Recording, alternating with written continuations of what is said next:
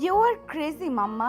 যেখানে আমার বিয়ে হওয়ার কথা 29-30 বছর বয়সের যুবকের সাথে, সেখানে কিনা আমাকে মাত্র 19 বছরের একটা পিচ্চি ছেলের সাথে বিয়ে দিয়ে দিতে চাচ্ছ? সিরিয়াসলি? আমি তোমার সাথে তর্ক করতে আসিনি। আমি শুধু তোমাকে জানাতে এসেছি, সিদ্ধান্ত আমি অনেক আগেই নিয়ে নিয়েছি। তোমার বিয়ে তন্ময়ের সাথেই হবে। It's my final decision.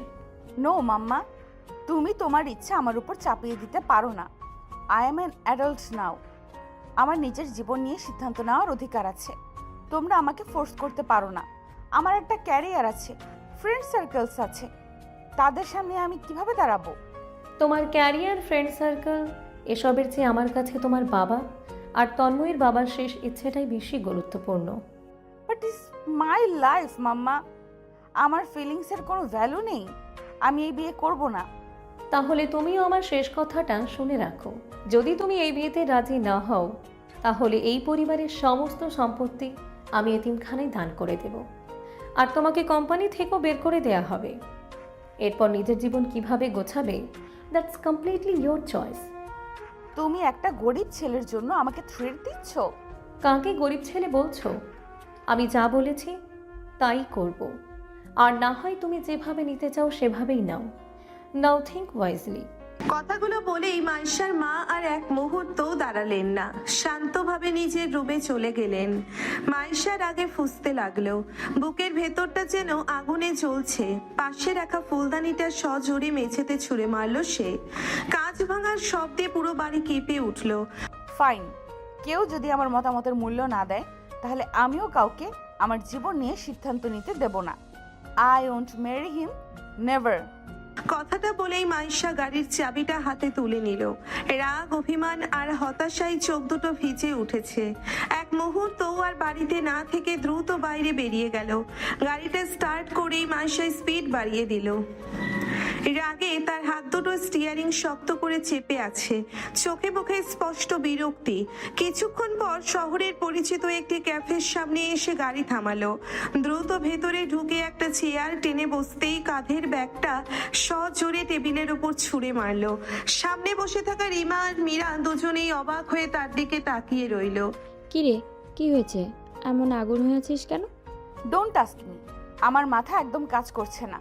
মাম্মাম কিনা আমাকে মাত্র 19 বছরের একটা গরিব ছেলের সাথে বিয়ে দিয়ে দিতে চাচ্ছে। এটা কি কোনো কথা হলো? তার উপর সব সিদ্ধান্ত উনি নিজেই নিয়ে ফেলেছেন, আমাকে জিজ্ঞাসাও করেননি। শুধু এসে জানিয়ে দিলেন আমার বিয়ে ঠিক করে ফেলেছেন। আরে তাহলে না করে দে, এত টেনশন করার কি আছে? যদি এত সহজ হতো তাহলে কি আমি এইখানে বসে রাগ ছাড়তাম? মাম্মাম পরিষ্কার বলে দিয়েছে, আমি যদি এই বিয়েতে রাজি না হই তাহলে আমাকে সমস্ত সম্পত্তি থেকে বঞ্চিত করবে, এমনকি কোম্পানি থেকেও বের করে দিবে। সিরিয়াসলি? এটা আবার কেমন কথা? আমিও তো সেটাই ভাবছি। আমার নিজের জীবন, অথচ সিদ্ধান্ত নেওয়ার অধিকারটুকুও নেই। তিনজনেই কিছুক্ষণ চুপ করে রইল। টেবিলের উপর যেন ভারী নীরবতা নেমে এলো। একটা আইডিয়া আছে। বল। আপাতত বিয়েটা করে ফেল, তারপর ধীরে ধীরে সব সম্পত্তি নিজের নামে লিখিয়ে নিবি। যখন সব কিছু তোর হয়ে যাবে তখন ওই ছেলেকে ডিভোর্স দিয়ে দিবি। Problem solve. তুই কি সিরিয়াস? একটা মানুষকে বিয়ে করব, তারপর এইভাবে ছেড়ে দেব, এটা এত সহজ নাকি? কেন সহজ হবে না? ও তোকে বিয়ে করছে কেন? নিশ্চয়ই তো সম্পত্তির জন্য।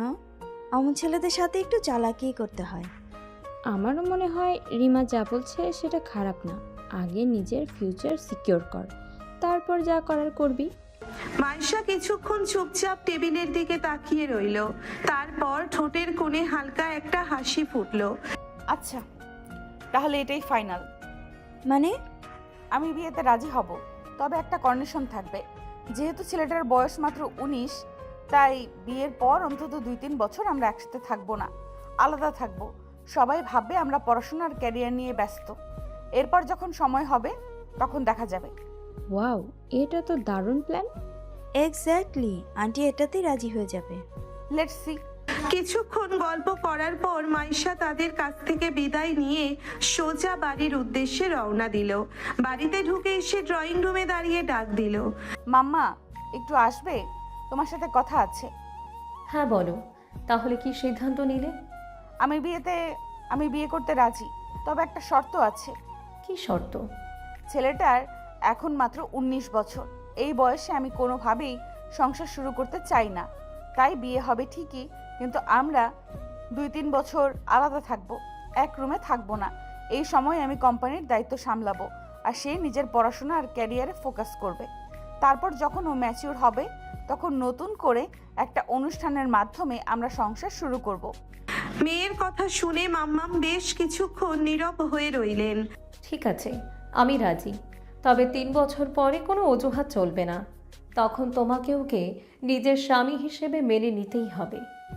অবশ্যই মাম্মা, বিয়ের পর একজন স্ত্রী হিসেবে আমার দায়িত্ব আমি জানি। আমি শুধু চাই সব কিছু ঠিক সময় হোক। তাছাড়া এই সময় আমি কোম্পানিটাকেও আরও বড় করতে চাই। মেয়ের কথাগুলো শুনে মাম্মামের মুখে তৃপ্তির হাসি ফুটে উঠল। তিনি এগিয়ে এসে মাইশাকে জড়িয়ে ধরে কপালে আলতো করে চুমু খেলেন। এই তো, এটাই আমার মেয়ের মতো কথা। মাইশাও হেসে মাকে জড়িয়ে ধরল, তবে সেই হাসির আড়ালে লুকিয়ে ছিল এক ভয়ঙ্কর পরিকল্পনা। জাস্ট ওয়েট মাম্মা, তুমি ভাবছো আমি বদলে গেছি? Not at all. আমি শুধু আমার চালটা চাললাম। ওই পিচ্চি ছেলের এত শখ আমার মতো একটা মেয়েকে বিয়ে করার। ঠিক আছে, বিয়ে হবে, কিন্তু এরপর আমি এমন শিক্ষা দেব সারা জীবন মনে রাখবে। বেশ কয়েকদিন পর, খুব বেশি জাঁকজমক নয়, শুধুমাত্র দুই পরিবারের অল্প কিছু আত্মীয় স্বজনকে নিয়ে একেবারে সাদামাটা আয়োজনেই সম্পন্ন হলো মাইশা আর তন্ময়ের বিয়ে। না ছিল বিশাল কোনো অনুষ্ঠান, না ছিল আলোকসজ্জার ঝলকানি, তবুও সবার মুখে ছিল তৃপ্তির হাসি। বিয়ের আনুষ্ঠানিকতা শেষ হতেই মাইশা কোনো কথা না বলে নিজের রুমে চলে গেল। গিয়ে বিছানার এক পাশে বসে ফোন স্ক্রল করতে লাগলো। তার মুখে কোনো আনন্দের ছাপ নেই, বরং বিরক্তির ছায়া স্পষ্ট। কিছুক্ষণ পর দরজায় হালকা নক পড়ল।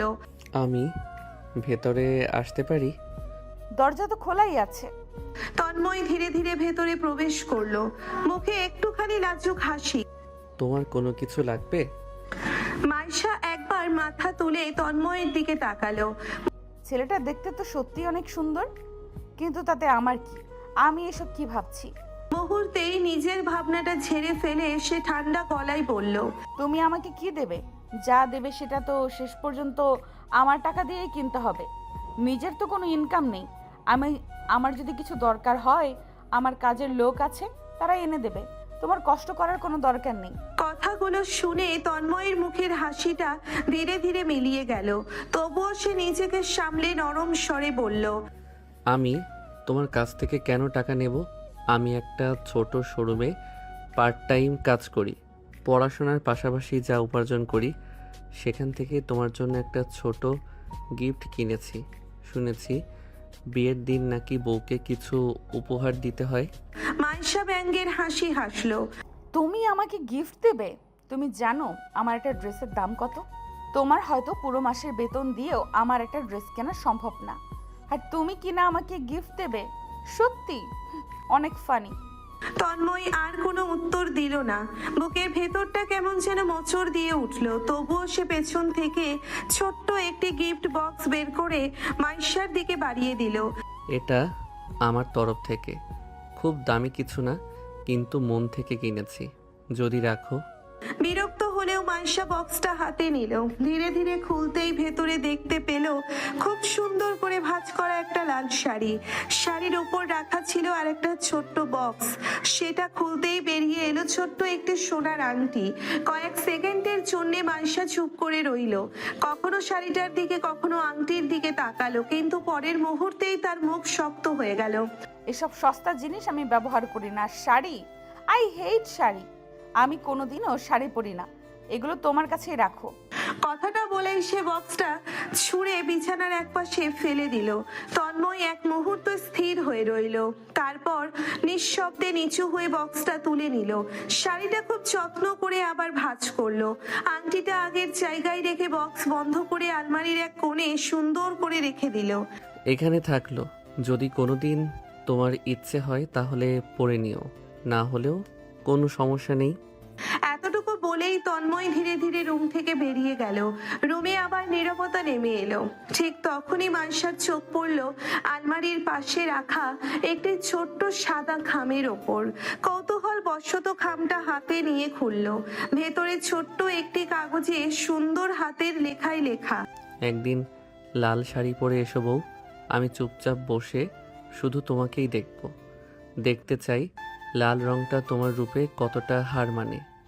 কথাগুলো পড়ে মাইশা কিছুক্ষণ নিশ্চুপ হয়ে রইল।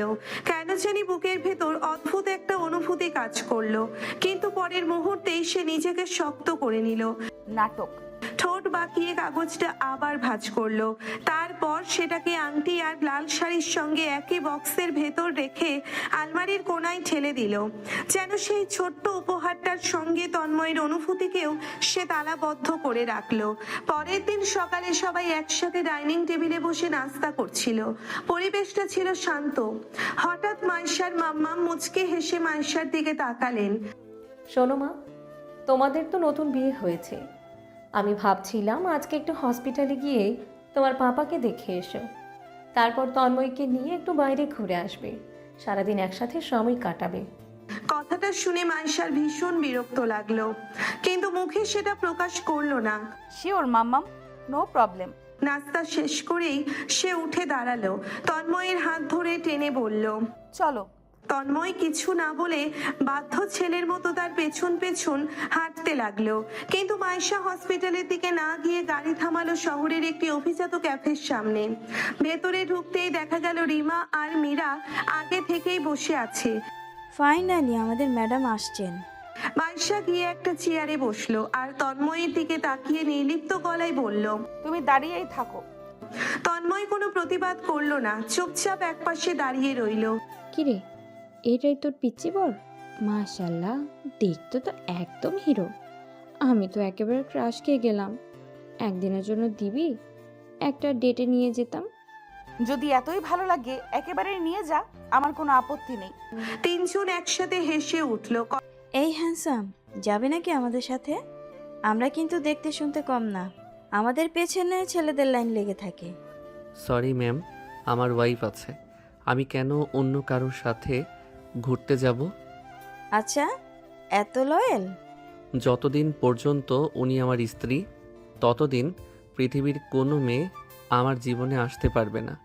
আর শুধু ততদিন কেন, আমার জীবনে আমার স্ত্রী ছাড়া অন্য কোনো নারী কখনো সেই জায়গা পাবে না। কথাটা বলে সে একবার মাইশার দিকে তাকালো।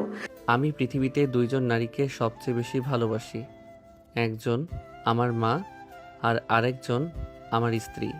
মুহূর্তের জন্য পুরো টেবিলটাই নিশ্চুপ হয়ে গেল। মাইশা অবাক হয়ে তন্ময়ের দিকে তাকিয়ে রইল। এমন উত্তর সে একদমই আশা করেনি। বাহ, কিরে, কি বর পেয়েছিস? পুরোই ওয়াইফ অবসেসড। বাট অনেস্টলি ছেলেটা অনেক ভালো। এইসব বুঝিস না, সব নাটক। আমার সম্পত্তির জন্যই তো এত ভালো মানুষ সাজছে। না বউ, তুমি ভুল বলছো। কি? আমি কখনো তোমার সম্পত্তির 1 টাকাও চাই না। নিজের যোগ্যতায় নিজের ভবিষ্যৎ করব, অন্য কারো টাকায় না। খুব সাহস বেড়েছে তোমার, আমার সামনে দাঁড়িয়ে এত বড় বড় কথা বলো।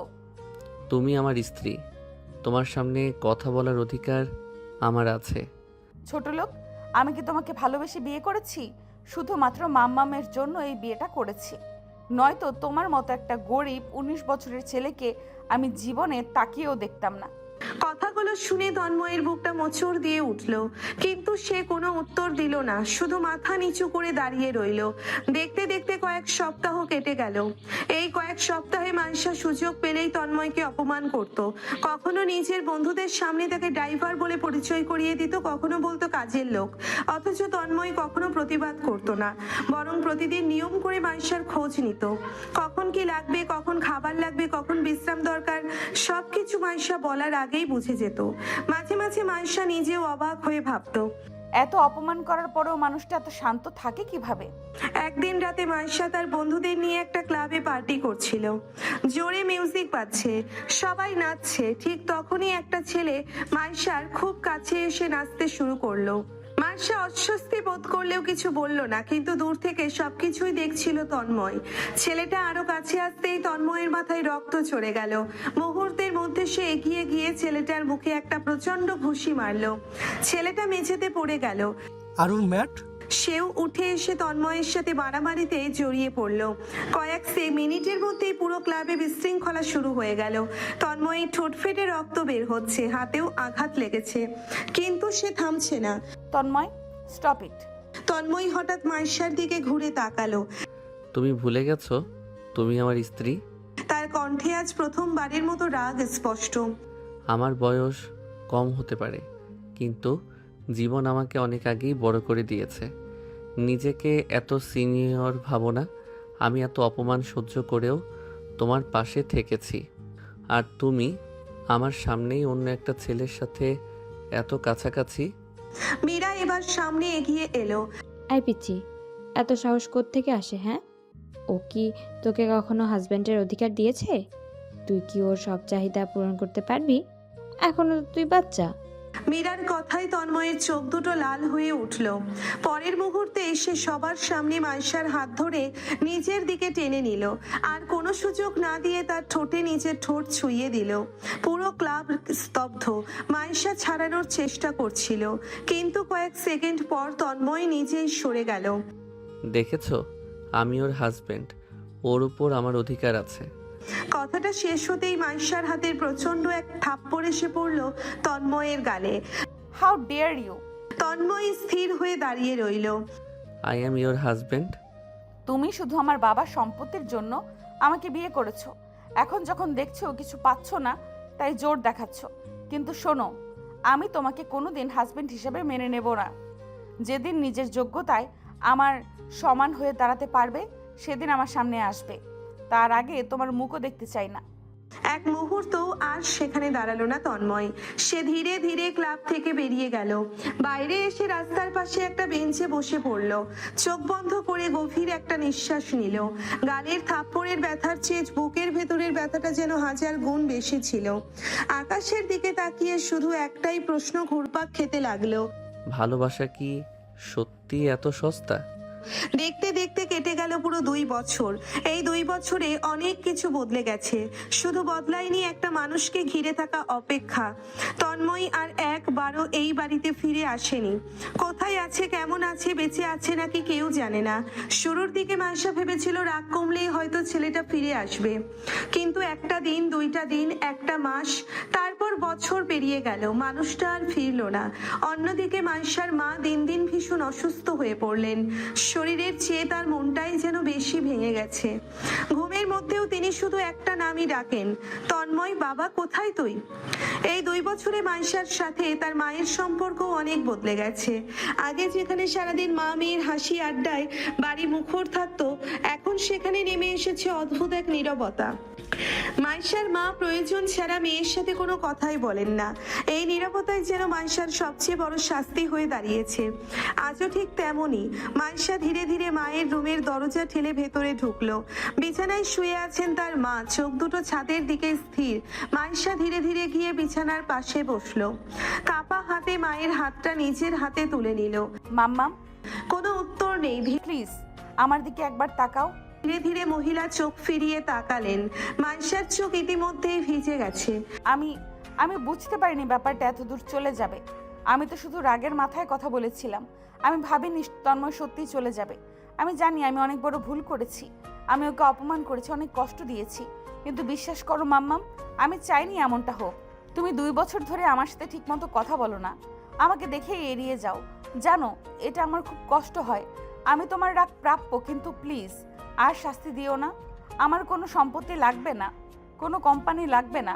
আমি শুধু আমার মাম্মামকে চাই। Please talk to me. Maisha হাউমাউ করে কেঁদে উঠল। তার চোখের পানি গিয়ে পড়ছে মায়ের হাতের উপর। অনেকক্ষণ চুপ থেকে অবশেষে তার মা ধীরে ধীরে উঠে বসলেন। একটা দীর্ঘশ্বাস ছাড়লেন, তারপর খুব শান্ত গলায় বলতে শুরু করলেন। জানিস মাইশা, আমি তন্ময়কে এতটা ভালোবাসি কেন?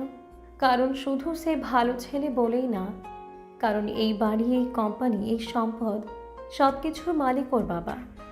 মাইশা হতবাক হয়ে তাকিয়ে রইল। হোয়াট? তুমি কি বলছো মাম্মাম? হ্যাঁ, সত্যি বলছি। আজ থেকে প্রায় 20 বছর আগে আমরা এমন ছিলাম না। তোর বাবা তখন একটা ছোট চাকরি করত। সংসার চালাতে হিমশিম খেতে হতো।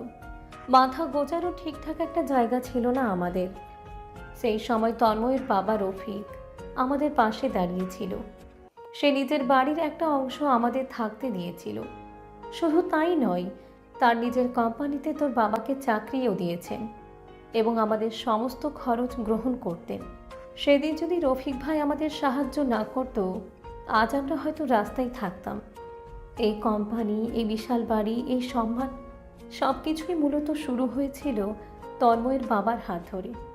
মাইশার ঠোঁট কাঁপছে, সে যেন বিশ্বাসই করতে পারছে না।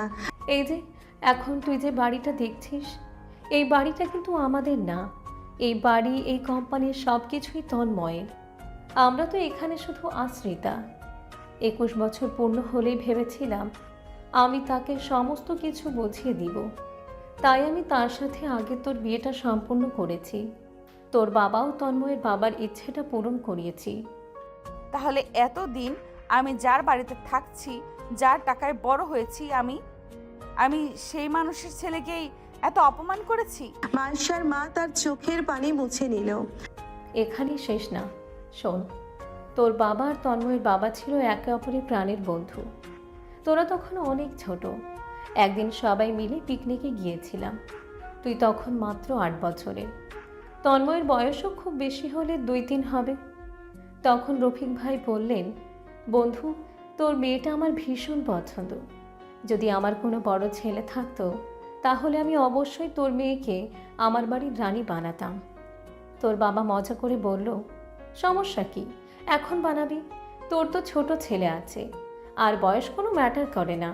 তারা যখন বড় হয়ে যাবে, দেখবি দুইজনের বয়সের পার্থক্য বোঝাই যাবে না। রফিক হেসে বলেছিল, তাহলে আজ থেকেই ঠিক থাকলো, বড় হলে মাইশা হবে আমার বাড়ির বউ। সবাই তখন হেসে উঠেছিল। সেটা তারা দুজন মজার ছলে বলেছিল, কিন্তু রফিক ভাইয়ের চোখে আমি সত্যি সেই স্বপ্নটা দেখেছিলাম।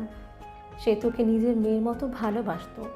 সবসময় বলতো, আমার ছেলের কপালে যদি মাইশার মতো মেয়ে জোটে, তাহলে আমি পৃথিবীর সবচেয়ে সুখী বাবা হব।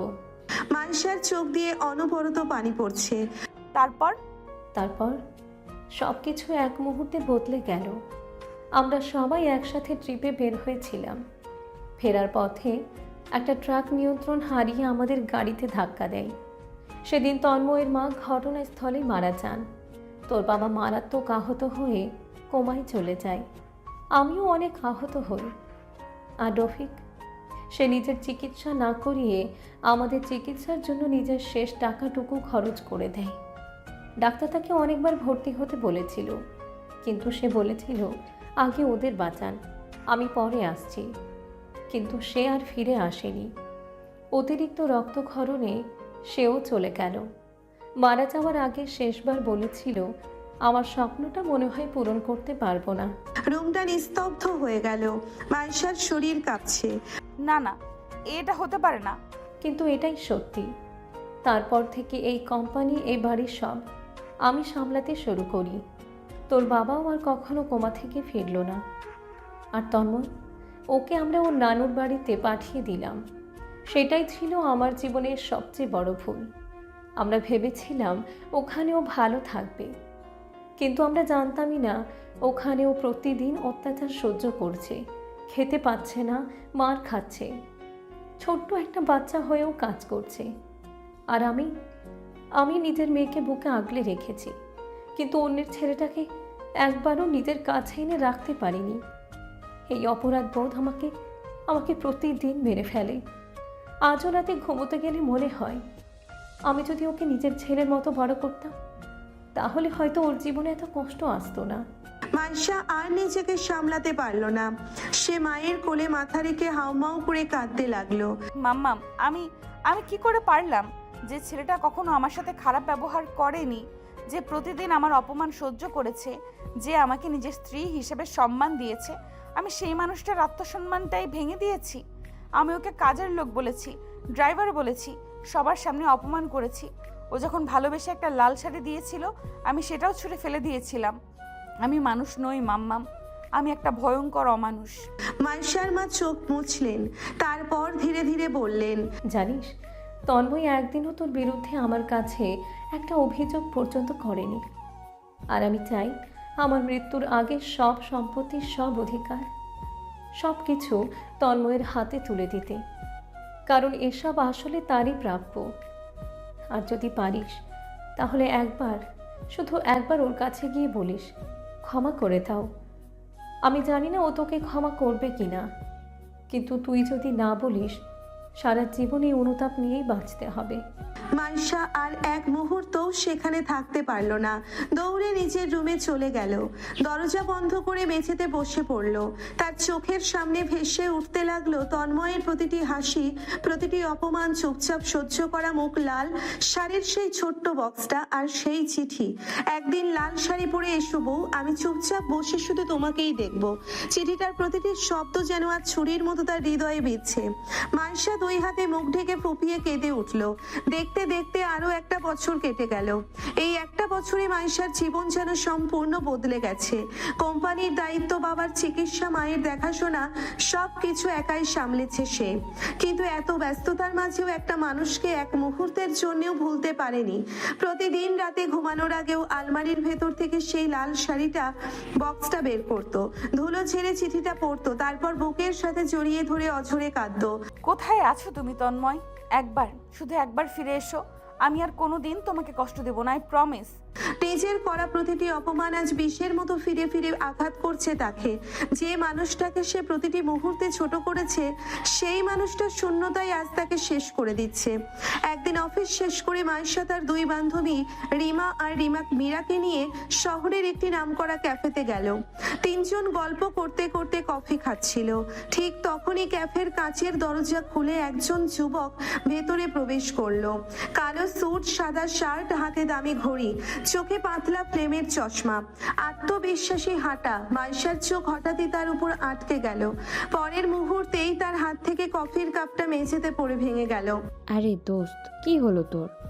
তন্ময় আর এক সেকেন্ডও অপেক্ষা করলো না, দৌড়ে গিয়ে ছেলেটার সামনে দাঁড়িয়েই তাকে শক্ত করে জড়িয়ে ধরলো। তন্ময়, তুমি কোথায় ছিলে এতদিন? আমি তোমাকে অনেক খুঁজেছি, প্লিজ আমাকে ক্ষমা করে দাও। আমি সত্যি অনেক বড় ভুল করেছি। কিন্তু পরের মুহূর্তেই যুবকটা তাকে এক ধাক্কা দিয়ে ফেলে দিল। সে হতভম্ব হয়ে ছেলেটার দিকে তাকিয়ে রইল। Excuse me, have your loads your meant? আপনি কে? কি সাহসে আমাকে জড়িয়ে ধরলেন? ছেলে দেখলে এইভাবে গিয়ে জড়িয়ে ধরেন? আপনার কোনো ম্যানার্স নেই? কাউন্সিলেন্স। তন্ময়, আমি স্টপ ইট। আমার নাম তন্ময় না, আর আমি আপনাকে জীবনে কোনোদিন দেখিনি। নেক্সট টাইম কাউকে হোক করার আগে নিশ্চিত হয়ে নেবেন। কথাগুলো বলে সে বিরক্ত মুখে পাশ কাটিয়ে একটা টেবিলে গিয়ে বসলো। যেন কিছুই হয়নি। মাইশা স্থির হয়ে দাঁড়িয়ে রইল। তার চোখ দিয়ে টপ টপ করে পানি পড়ছে। একই চেহারা, একই চোখ, একই হাসি, একই উচ্চতা, এমনকি কফির কাপ ধরার ভঙ্গিটাও হুবহু তন্ময়ের মতো। দোস্ত শান্ত হ, আমার মনে হয় ওটা তন্ময় না। না মীরা, এটা অসম্ভব। এতটা মিল কিভাবে হয়? ওর চোখ, ওর মুখ, সবকিছু তন্ময়ের মতো। পৃথিবীতে একজন মানুষের মতো দেখতে নাকি 7 জন মানুষ থাকে, হয়তো তাদেরই একজন। আর একটা জিনিস খেয়াল করেছিস? তন্ময়ের চোখে সবসময় একটা মায়া ছিল। এই ছেলেটার চোখে শুধু অ্যাটিটিউড। কিন্তু আমার মন বলছে এটাই তন্ময়। যদি সত্যি তন্ময় হতো তাহলে তোকে ক্যারেক্টারলেস বলতো। যে ছেলেটা তোর একটা কান্নাও সহ্য করতে পারে না, সে কিভাবে তোকে অপমান করতো? Think logically. মাইশা চুপ করে গেল।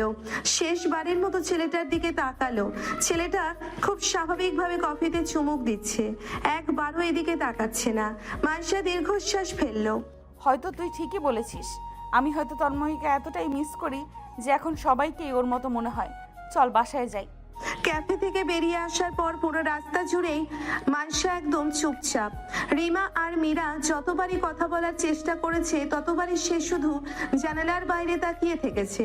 তার মাথার ভেতর বারবার ঘুরে ফিরে আসছে তন্ময়, সেই কণ্ঠস্বর, সেই চোখ, সবকিছুই তন্ময়ের মতো, অথচ মানুষটা যেন সম্পূর্ণ অপরিচিত।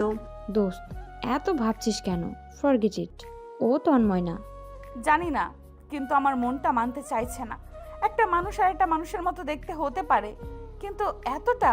ওর চোখের পলক ফেলা পর্যন্ত তন্ময়ের মতো ছিল।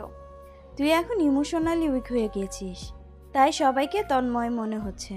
হতে পারে, কিন্তু আমার মনে হচ্ছে কিছু একটা আছে। বাড়িতে ফিরেও কোনো শান্তি পেল না মাইশা। নিজের রুমে ঢুকে দরজা বন্ধ করে বিছানায় বসে রইল। চোখের সামনে বারবার সেই দৃশ্য ভেসে উঠছে। ঠিক তখনই তার ফোনে একটা নোটিফিকেশন এলো। Unknown number. মেসেজে মাত্র একটি লাইন লেখা, কাউকে হারানোর কষ্টটা কেমন এখন বুঝতে পারছো? মাইশার বুক কেঁপে উঠল। কে কে পাঠিয়েছে এটা? সে তাড়াতাড়ি কল ব্যাক করলো, কিন্তু the number you are trying to call is switched off. মাইশার কপালে ঘাম জমে গেল। সে আবার মেসেজ করলো, who are you, please reply. কিন্তু কোনো উত্তর এলো না। সারা রাত সে ঘুমাতে পারলো না। এগুলো ভেবেই ছটফট করছিল।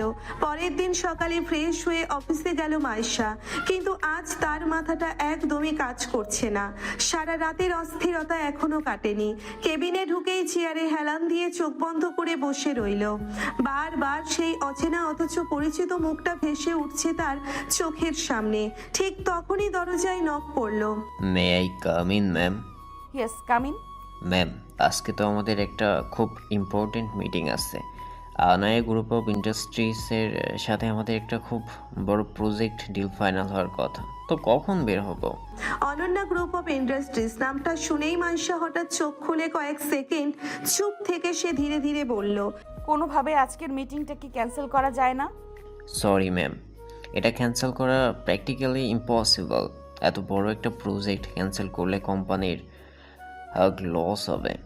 আরেকটা বিষয় তো আপনি জানেনই না, কি? আনায়া গ্রুপ অফ ইন্ডাস্ট্রির সিইও খুবই স্ট্রিক্ট। তিনি সময়ের সঠিক ব্যবহার ভীষণ পছন্দ করেন। সামান্য ভুল বা লেট হলে তিনি সেই ডিল আর কন্টিনিউ করেন না। অনেক বড় বড় কোম্পানি আর তার এই নিয়মের কারণে প্রজেক্ট হারিয়েছে। তাই এখন যদি আমরা মিটিং পোস্টপোন করতে চাই, তাহলে হয়তো উনি আর আমাদের সঙ্গে ডিলটাই করবেন না।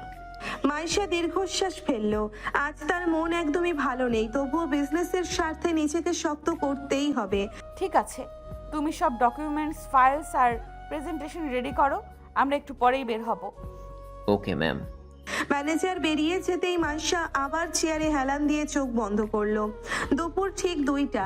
শহরের অন্যতম বিলাসবহুল 5 স্টার হোটেলের কনফারেন্স হলে বসে আছে মাইশা ও তার কোম্পানির কয়েকজন সিনিয়র অফিসার। তাদের ঠিক বিপরীতে বসে আছে অনন্যা গ্রুপ অফ ইন্ডাস্ট্রিজের জেনারেল ম্যানেজার এবং আরও 3 জন উচ্চ পদস্থ কর্মকর্তা। টেবিলের ওপর সুন্দর করে সাজানো রয়েছে প্রজেক্ট ফাইল, ল্যাপটপ আর বিভিন্ন ডকুমেন্ট। সবাই শুধু একজন মানুষের অপেক্ষায়। এক্সকিউজ মি, আপনারা বলেছিলেন 2টায় মিটিং, কিন্তু এখনো তো আপনার সিইও আসলেন না। গ্রুপ অফ ইন্ডাস্ট্রিজের ম্যানেজার, সরি ম্যাম, স্যার আড়াইটায় মিটিং রেখেছিল, কিন্তু আমরা লঞ্চের জন্য 30 মিনিট আগে আপনাদের ডেকেছি। এখনও ঠিক 2:30 বাজেনি। আমাদের স্যার কখনো 1 সেকেন্ডও আগে বা পরে কোথাও যান না। এক্স্যাক্টলি 2:30 PM উনি এখানে প্রবেশ করবেন। টাইম ম্যানেজমেন্ট নিয়ে উনি খুবই স্ট্রিক্ট। আমরা বরং একটু আগেই চলে এসেছি সব কিছু রেডি করে রাখার জন্য। ও আচ্ছা। সবাই অপেক্ষা করতে লাগলো। এর মাঝেই হালকা লাঞ্চ সেরে নেওয়া হলো। তারপর আবার সবাই নিজ নিজ জায়গায় বসে পড়লো। ঘড়ির কাঁটা ঠিক 2:30 ছুতেই কনফারেন্স হলের কাচের দরজাটা ধীরে ধীরে খুলে গেল। 2 জন সিকিউরিটির মাঝখানে এক সুদর্শন যুবক আত্মবিশ্বাসী ভঙ্গিতে ভেতরে প্রবেশ করলো। কালো রঙের স্যুট, হাতে দামি ঘড়ি, চোখে কালো সানগ্লাস, মুখে এক অদ্ভুত গাম্ভীর্য। তাকে দেখেই সবাই সম্মান দেখিয়ে দাঁড়িয়ে পড়লো। কিন্তু মাইশা যেন পাথর হয়ে গেল। তার চোখ বিস্ময়ে বড় হয়ে উঠল। তন্ময়? যুবকটি কোনো দিকে না তাকিয়ে এসে নিজের চেয়ারে বসলো। তারপর ধীরে ধীরে সানগ্লাসটা খুলে টেবিলের ওপর রাখলো। গভীর কণ্ঠে বলল, গুড আফটারনুন এভরিবডি। আশা করি সবাই রেডি আছেন। তাহলে কি আমরা প্রজেক্ট ডিসকাশন শুরু করতে পারি? স্যার। মাইশার চোখ এখনো স্থির হয়ে আছে যুবকটার মুখে। একই চোখ, একই হাসি, একই চেহারা, শুধু নামটা আলাদা। MS মাইশা, আপনার কোম্পানিকে প্রেজেন্টেশনের জন্য রেডি? কিন্তু মাইশার যেন কোনো হোশই নেই। মিস মাইশা। জি জি না, মানে তন্ময়। কথাটা শুনেই পুরো কনফারেন্স রুম নিস্তব্ধ হয়ে হয়ে গেল। যুবকটি ভ্রুকুচকে শান্ত গলায় বলল, আই থিঙ্ক আপনি ভুল করছেন। আমার নাম তন্ময় নয়, আদনান। আশা করি এরপর থেকে আমাকে এই নামেই ডাকবেন। সরি, আমি আসলে ইটস ওকে, এখন বিজনেস ফোকাস করি। এরপর পুরো মিটিং জুড়ে আদনান একদম প্রফেশনাল ভঙ্গিতে প্রজেক্ট নিয়ে আলোচনা করলো। তার প্রতিটি সিদ্ধান্ত, প্রতিটি কথা শুনে সবাই মুগ্ধ। অবশেষে প্রায় 2 ঘন্টা পর ডিল ফাইনাল হয়ে গেল। এক এক করে সবাই বেরিয়ে যেতে লাগলো। আদনানও বের হয়ে যাচ্ছিল, ঠিক তখনই এক্সকিউজ মি, ইয়েস। আপনার আপনার কি কোনো জমজ ভাই আছে? আদনান কয়েক সেকেন্ড চুপচাপ মাইশার দিকে তাকিয়ে রইল, তারপর ঠান্ডা গলায় বলল, আমার যমজ ভাই থাকুক বা না থাকুক সেটা জেনে আপনি কি করবেন? আমাদের সম্পর্ক শুধুই বিজনেসের। আমি আমার পার্সোনাল লাইফ নিয়ে ডিসকাশন করতে পছন্দ করি না। আর অনেস্টলি একজন সিইও হয়ে আপনিও নিশ্চয়ই প্রফেশনাল, বোঝেন। আমি শুধু একটা প্রশ্ন করেছিলাম। আর আমি তার উত্তর দিয়েছি। আর একটা কথা, আমি আমার ওয়াইফ ছাড়া অন্য কোনো মেয়ের সঙ্গে অপ্রয়োজনীয় কথা বলি না। মাইশার বুকটা হঠাৎ কেঁপে উঠল। আপনার ওয়াইফ? Yes, my wife. আমি পৃথিবীর মাত্র 2 জন মানুষকে সবচেয়ে বেশি ভালোবাসি। একজন আমার মা আর একজন আমার স্ত্রী। তাই আশা করি ভবিষ্যতে বিজনেস ছাড়া অন্য কোনো বিষয়ে আমাকে আর ডিস্টার্ব করবেন না। Have any day. কথাগুলো বলে আদনান একবারও পিছনে না তাকিয়ে চলে গেল। আর মাইশা স্থির হয়ে দাঁড়িয়ে রইল। তার কানে শুধু একটা কথাই বারবার বাজতে লাগলো, আমি পৃথিবীর মাত্র 2 জন নারীকে ভালোবাসি, একজন আমার মা আর একজন আমার স্ত্রী। ঠিক একই কথা একদিন তন্ময় বলেছিল। মাইশার বুকের ভেতরটা মোচড় দিয়ে উঠল। ভারী মন নিয়ে মাইশা ধীরে ধীরে নিজের গাড়িতে গিয়ে বসে পড়ল। বাড়িতে ফিরে আসার পরও মাইশার মাথা থেকে আদনানের মুখটা কিছুতেই সরছিল না।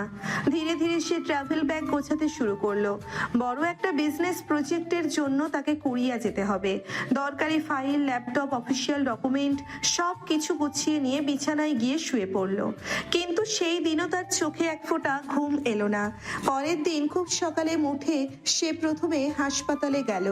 বাবার হাতটা আলতো করে ধরে অনেকক্ষণ চুপচাপ বসে রইল।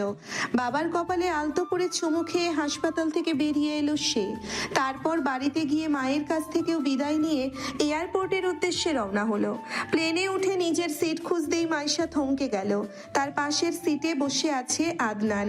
মাইশা আদনানের পাশে বসে পড়ল। বেশ কিছুক্ষণের মধ্যে মাইশার চোখটা লেগে এলো। কয়েক মিনিটের মধ্যেই ঘুমের ঘরে তলিয়ে গেল। তন্ময় সবকিছুই খেয়াল রাখছে। ঘুমের ঘোরে মাইশা তন্ময়ের কাঁধে মাথা রাখলো। তন্ময়ও তাকে আগলে নিল। ঠোঁটের কোণে ফুটে উঠল মিষ্টি হাসি। মাইশার কপালে আলতো করে চুমু এঁকে দিল। তারপর একটা দীর্ঘ নিঃশ্বাস নিয়ে ভাবতে লাগলো ওই দিনের কথা। ওই দিন মাইশার সাথে রাগ করে তন্ময় রাস্তার পাশে বসেছিল। এমন সময় একটি গাড়ি থেকে আদনান নেমে এসে দৌড়ে তন্ময়ের কাছে গেল। তোকে আমি কত জায়গায় খুঁজেছি। তন্ময়, কোথায় ছিলি তুই? এতদিন পর কোথা থেকে আসলি? আমি তো ভেবেছিলাম হয়তো বা তুই আর কোনোদিন ফিরেই আসবি না। তুই কোথায় ছিলি ভাই? আমিও তো তোকে অনেক খুঁজেছি কিন্তু পাইনি। মামি বলেছে তুই নাকি কোথায় চলে গিয়েছিস।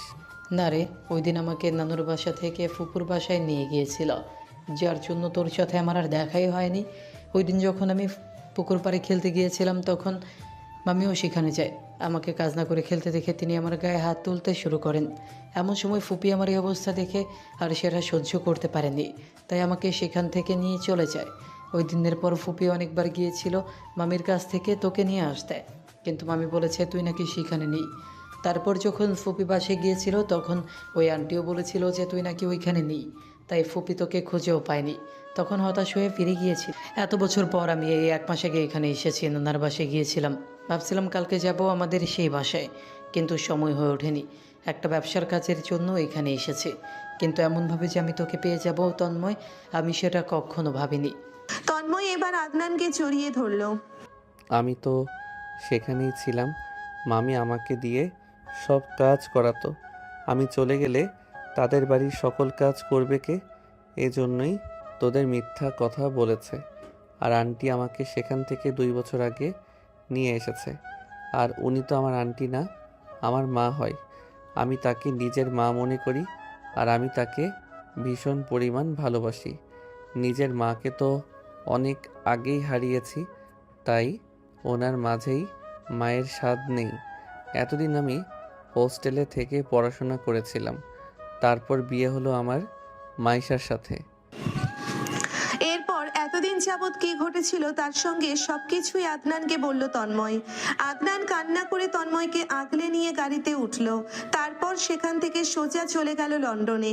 সেখান থেকে তন্ময় আর বাকি পড়াশোনা শেষ করলো এবং আদনানের অফিসে যোগ দিল। আদনান ও আয়রার একটি ফুটফুটে কন্যা সন্তান আছে, আনায়া। আর আয়রা হলো তাদের ফুফাতো বোন। এর মধ্যে অনেকবার মাইশার কথা মনে পড়েছে তন্ময়ের, কিন্তু সে নিজের সাথে যুদ্ধ করে এতটা সময় এসেছে শুধুমাত্র তার যোগ্য হয়ে মাইশার সামনে গিয়ে দাঁড়াবে বলে। আজকে তার এত টাকা হয়েছে কিন্তু সে কিছু বলতে পারছে না। বুঝতে চাইছে মাইশা কি আগের মতোই রয়েছে নাকি এখন তাকে একটু হলেও ভালোবাসে।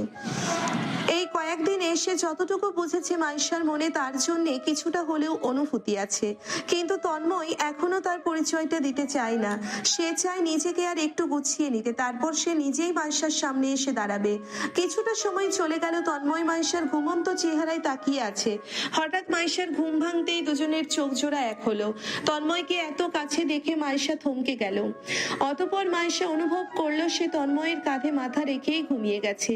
কিছুটা অপ্রস্তুত হয়ে উঠে বসে বাহিরে জানানোর দিকে তাকিয়ে রইল। অনেকটাই লজ্জা পেল সে। অনেক ঘন্টার যাত্রা শেষে তারা কোরিয়ায় পৌঁছলো। পরের দিন সকালে ঘুম ভাঙতেই মাইশা ব্যালকনিতে এসে দাঁড়ালো। সামনেই বিশাল সুইমিং পুল, আর সেখানে তন্ময়ের শরীর চর্চা করছে। কালো ট্র্যাকশুটে তাকে অদ্ভুত রকম আত্মবিশ্বাসী আর আকর্ষণীয় লাগছে। মাইশা অজান্তে স্থির হয়ে তাকিয়ে রইল। তন্ময় নিজের মতো এক্সারসাইজ শেষ করে সুইমিং পুলে নেমে সাঁতার কাটতে লাগলো। মাইশাও ধীরে ধীরে নিচে নেমে এলো। ঠিক তখনই পুলের পাশে রাখা একটি ফোন বেজে উঠলো। কৌতূহল বশত স্ক্রিনের দিকে তাকাতেই সে দেখলো মাই লাভ। শব্দ দুটো দেখেই বুকের ভেতরটা হঠাৎ কেমন যেন করে উঠলো। অজান্তেই মুখের হাসিটা মিলিয়ে গেল। মনটা ভারী হয়ে গেল তার। সে সেখান থেকে চলে যেতে উদ্যত হলো। মিস মাইশা, এক্সকিউজ মি, আমার ফোনটা একটু দেবেন? কোনো কথা না বলে মাইশা ফোনটা হাতে তুলে নিল।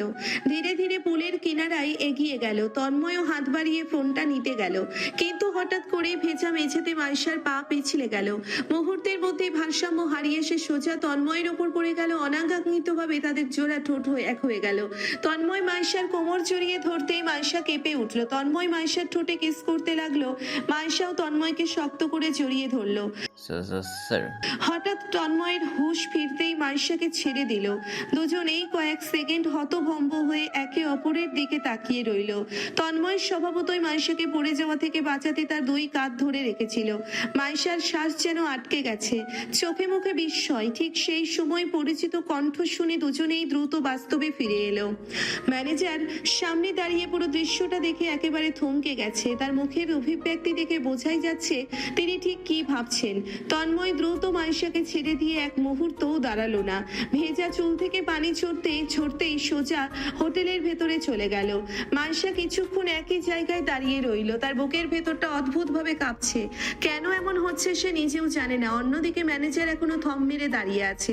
বিলিভ মি, আমি কিছুই দেখিনি। আমি কাউকে কিছু বলবো না। What nonsense! আপনি যা ভাবছেন তেমন কিছুই হয়নি। উনি পড়ে যাচ্ছিলেন, তাই আমি ধরেছিলাম। দ্যাটস ইট, এর বেশি কিছু না। জি স্যার, সরি স্যার। তন্ময় আর এক মুহূর্ত দাঁড়ালো না, সোজা নিজের রুমে চলে গেল। মাইশাও চুপচাপ নিজের রুমে ফিরে গেল। পরের দিন সকাল থেকে প্রজেক্টের কাজ শুরু হলো। একের পর এক প্রেজেন্টেশন চলতে লাগলো। তন্ময়ের আত্মবিশ্বাস আর কথা বলার ধরন দেখে সবাই মনোযোগ দিয়ে শুনছিল, কিন্তু মাইশার মনোযোগ ছিল অন্যদিকে। তার চোখ বারবার গিয়ে থামছিল তন্ময়ের মুখে। বিষয়টা তন্ময়েরও চোখ এড়ালো না। কথা বলার মাঝেও কয়েকবার তার চোখ মাইশার দিকে চলে গেল। ফলে নিজের অজান্তেই তার মনোযোগ কিছুটা নষ্ট হতে লাগলো। কয়েকদিনের পরিশ্রমের পর অবশেষে প্রজেক্ট সফলভাবে শেষ হলো। দুই কোম্পানির ডিলটাও অফিসিয়ালি কমপ্লিট হয়ে গেল। ফেরার আগের রাতে অনন্যা গ্রুপ অফ ইন্ডাস্ট্রিজের পক্ষ থেকে ছোট্ট একটি পার্টির আয়োজন করা হলো। সেখানে পরিচিত কয়েকজন ব্যবসায়ী ও অতিথি উপস্থিত ছিল। সবাই যখন নিজেদের মতো ব্যস্ত, ঠিক তখনই 4-5 বছরের একটি ছোট্ট মেয়ে দৌড়ে এসে আদনানকে জড়িয়ে ধরলো। আদনান হেসে তাকে কোলে তুলে নিল। পাশে দাঁড়িয়ে থাকা সুন্দরী তরুণীটি মুচকি হেসে তাদের দিকে তাকিয়ে রইল। অজান্তেই মাইশার চোখ ভিজে উঠল।